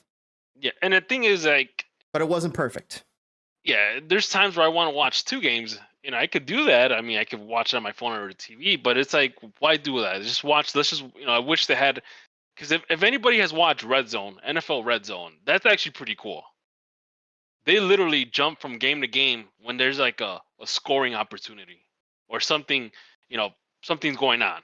That's typically what I have up. I usually have the Bears game up and I have Red Zone on the side. After the Bears game's up ends, I usually put my most important fantasy match up, and then I have Red Zone still running on the side. And it's so, my dudes, just NFL Sundays, man, are just so awesome because of that Red Zone feature. And to have that in MLS, it's going to be a game changer for all of us. Let me ask you this. What is your ritual? You know, in this case, you know, currently, what is your ritual for Sunday? Oh man, Sunday, it's been great lately. I love when the NFL has these European games because that actually gets my ass out of bed earlier on a Sunday. Typically I'll sleep in, you know, 9, 10 o'clock if I want to, but an NFL game happened at 8:30. I'm checking my things. I'm checking, and sometimes I'll roll out of bed and I'll go watch Tom Brady kick somebody's butt over in Germany and see them singing old Take Me Home Country Road. These German fans were amazing. And like, I mean, are you the type of guy that like on Sunday you stay home, you get yourself a big bucket of wings, you get yourself a pizza, you lay on that lazy boy and you watch as much football as you can? I consume so much football. And then here's the other thing. I've done it a little less. I did it a little bit more in years past, but EPL Sunday mornings were special. Those mornings where there was EPL soccer at 8:30, 10:30, the 10 or 11 o'clock game that could lead into the football. Though I loved those days too, sitting there with a cup of coffee, getting ready. But you know, Miss I used to have a buddy of mine. She knows like I'm out of commission most of the time on these Sundays. I used to have a buddy of mine that, you know, he was a big Liverpool fan, and he would always, and I never took him up on it. I wish I did. He always tells me, hey, let's go to the Glow Pub. Let's go eat some bacon and mash and watch Liverpool. That's a great at 6 place. a.m. Dude, that's the best time to go. And I'm like, dude, it's 6 a.m. and I'm not gonna wake up that early to watch Liverpool. So hard. But yeah. But another thing too is, and I've met people that, you know, their Sundays, especially in football season, their Sundays, you know, it's basically them ordering pizza, ordering like 50 wings, getting beer or soft drinks, and just watching football all day on the lazy boy. Last weekend I made myself something excellent. Like I sometimes I'll whip myself something up. Sometimes I'll have some leftovers. Sometimes I have some nice dip. I have a little variance to the plan sometimes. And that's actually like when the season kicks off for the Fire. Normally, the first 2 weeks, you know, if the Fire are playing away, I will normally do what I call Soccer Saturday, because you know, usually on Saturday I will order pizza, I will get chips, dessert, and I'll go to the store and get like very premium soft drinks. Like, what I mean by premium, I'll get the stuff that comes in a glass bottle, like cream soda and I keep forgetting the brand. Dad's? No. I'm talking about what's a cream soda brand? Oh, cream soda. I'm just look up some cream soda right now. Cream soda. See what our first besides Jones soda A&W. I'll either get something like Sprecher. Spreckers, yeah. Spreckers, or what's the other one? IBC. IBC. I'll get one or the other. And I might get 2 of those 4-packs, and then just pretty much watch MLS throughout the whole game up until the Fire game. Oh, it's been so long since I've had cream soda, but I like a good cream soda. What do you recommend in here? IBC, or I think IBC is good. Well, which one should I go for? I haven't had it in a long time, and I'm definitely gonna probably go grab it sometime soon. Goose Stewart's? Island has. Oh man, Stewart's was another one. Stewart's, yes. Goose Island actually has a good cream soda. Goose Island. I remember Orange and Cream. Oh, that was good. Stewart's was good back in the day. So yeah, so that's pretty much what I do. So I get that. I get my pizza. I'll get my chips. Jones soda. I'll get my dessert, and I'll get my soda, and I'll watch MLS for the rest of the day. And I tell my wife, please don't bother me. Take the kid. Watch the kid. Do me this favor. I just want to watch soccer. Yes, that's the day I call in a favor. Yes, that's well, for me, I called in my favor this week on stream day. Mrs. Spitfire made me a nice, delicious dinner. This is why I'm late. I'm late to this because I have to. I do bedtime with my son, so I don't regret it. Yeah. So, yes. So that's pretty much my initial Soccer Saturday situation, and yeah, that's my setup for Soccer Saturday, and I love it. I love when it's amazing. Like as a Fire fan, like I get pumped up for the off season, and when the season's about to come to the start.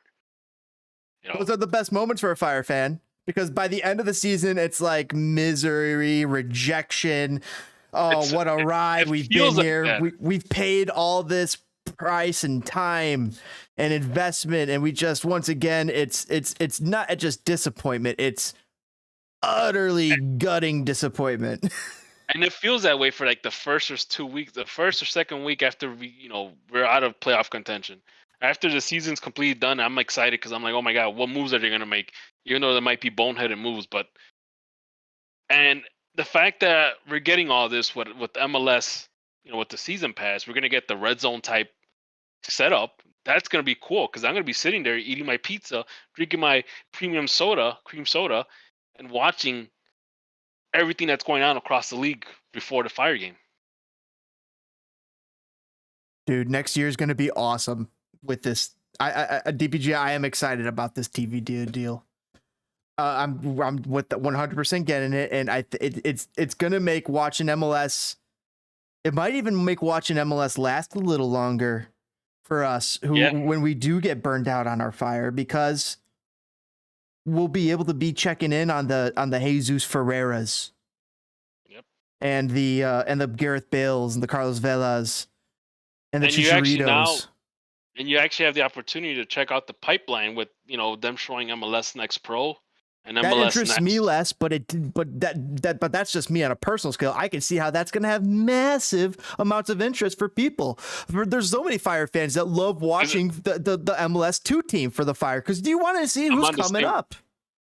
I'm on the same boat as with you. Like MLS Next Pro and MLS Next does interest me less, but out of every now and then I might get curious about a certain player that people are hyping in our pipeline, so I might go check it out. And it's going to be so much easier to do that now because of the way it's going to be all siloed in that one location. And even I will be struck by the sting of interest, as I always put it, so they say, oh, we got to check out this guy coming up. And it's going to be so easy when MLS is right there. Oh, well, this is a boring lull in the game. I could go check out something that kid did. You could fly through the replay on fast forward, check out some of the run of play, see what's happening, then click back out, go right back into your live game. Say you missed a goal, you could rewind, see what happened on the goal, check it out, and then get back to live football. It's going to make being an MLS fan a lot easier and more fun. I do hope that Tyler Terrence comes back. Even though he might not be calling the Fire games on a regular basis, I would like to see him call games just in general. And I do hope Tony Meola, same thing. I thought those two guys were great.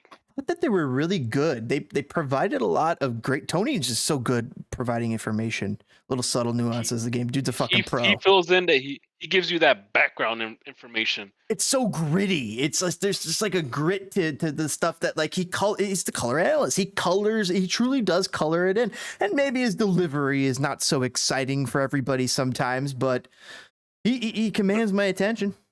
And if you're paying close attention, you might even get some of those zingers he might throw in every now and then. And there's going to be a couple other names that I'm sure they're going to be thrown in the hat, and who knows how they're going to handle it. if they're going to have rotating people. You probably don't want rotating people. You probably want people who are more familiar with the club. But man, MLS definitely has some good voices out there, and you got to imagine they'll be involved. I hope they're involved, and if it will be good to have Tyler Terrence call the Fire games next season. And seeing his face either in Soldier Field or somewhere else calling the Fire games. What if Arlo White comes in and he's one of their main signings? I think he's out. I mean, the Fire cut ties with them, but the Fire cut ties with everybody, right? Yeah. So that's not to say that this Apple TV deal, he might not have a future place right back in Chicago. But I do wonder about that because I don't see him going. He didn't want to be in MLS for any other team. He did want to be for Chicago because it got him close to the Bears. It got him in Chicago. He did have that care for Chicago. It's just unfortunate. The deal that he took and the way it all transpired. Yeah, it's just that whole situation was just, it is what it is. I guess it's a done deal. Done deal, business move. Business move. That's it. I mean, I honestly, I do think Arlo White's a really good commentator. I like the fact that he actually had some sort of Chicago connection. Absolutely. And I'm always been a big hey, look, everybody's trying to make a buck.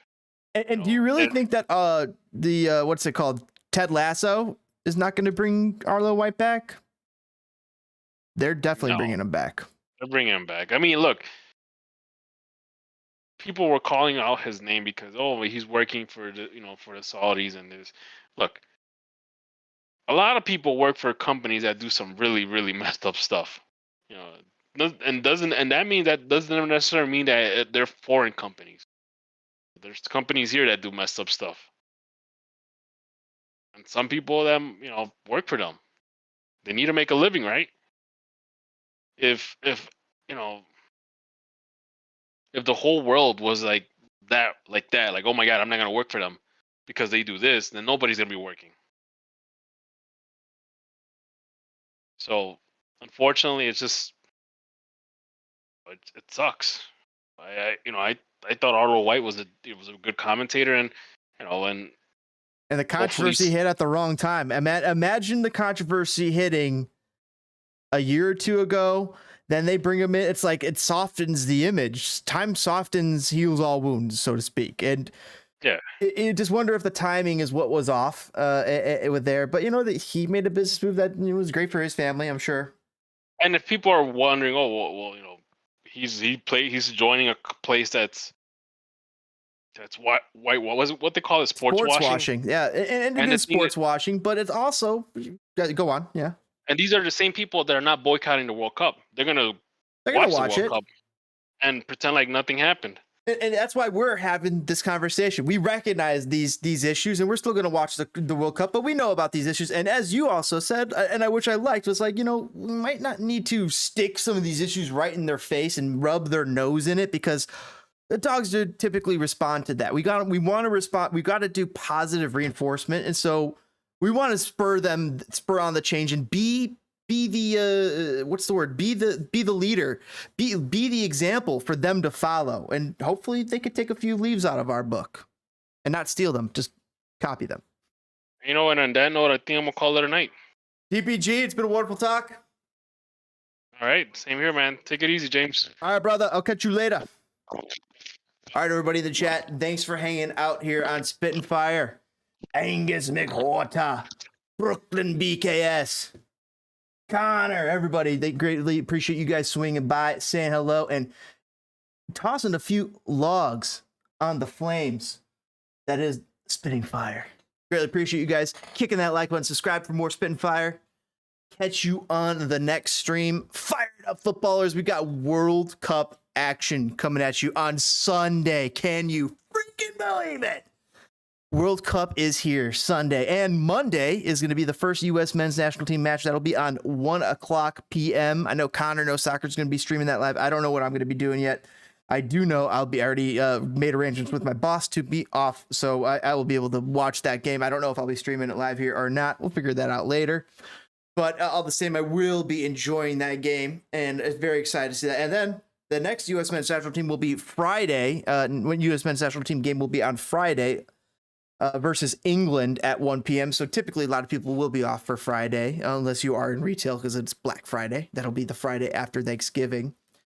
And so they'll already have played Wales and England at that point, and then their final game will be, I think, on Tuesday. Correct me if I'm wrong, but I believe it'll be Tuesday against Iran. An exciting slate here for the World Cup. Two great opponents in Wales and England, and certainly a lesser opponent in Iran, but not one to be looked down upon, but one to be an opponent that we need to get through and win against. We need points in a few of these matches, not all of them.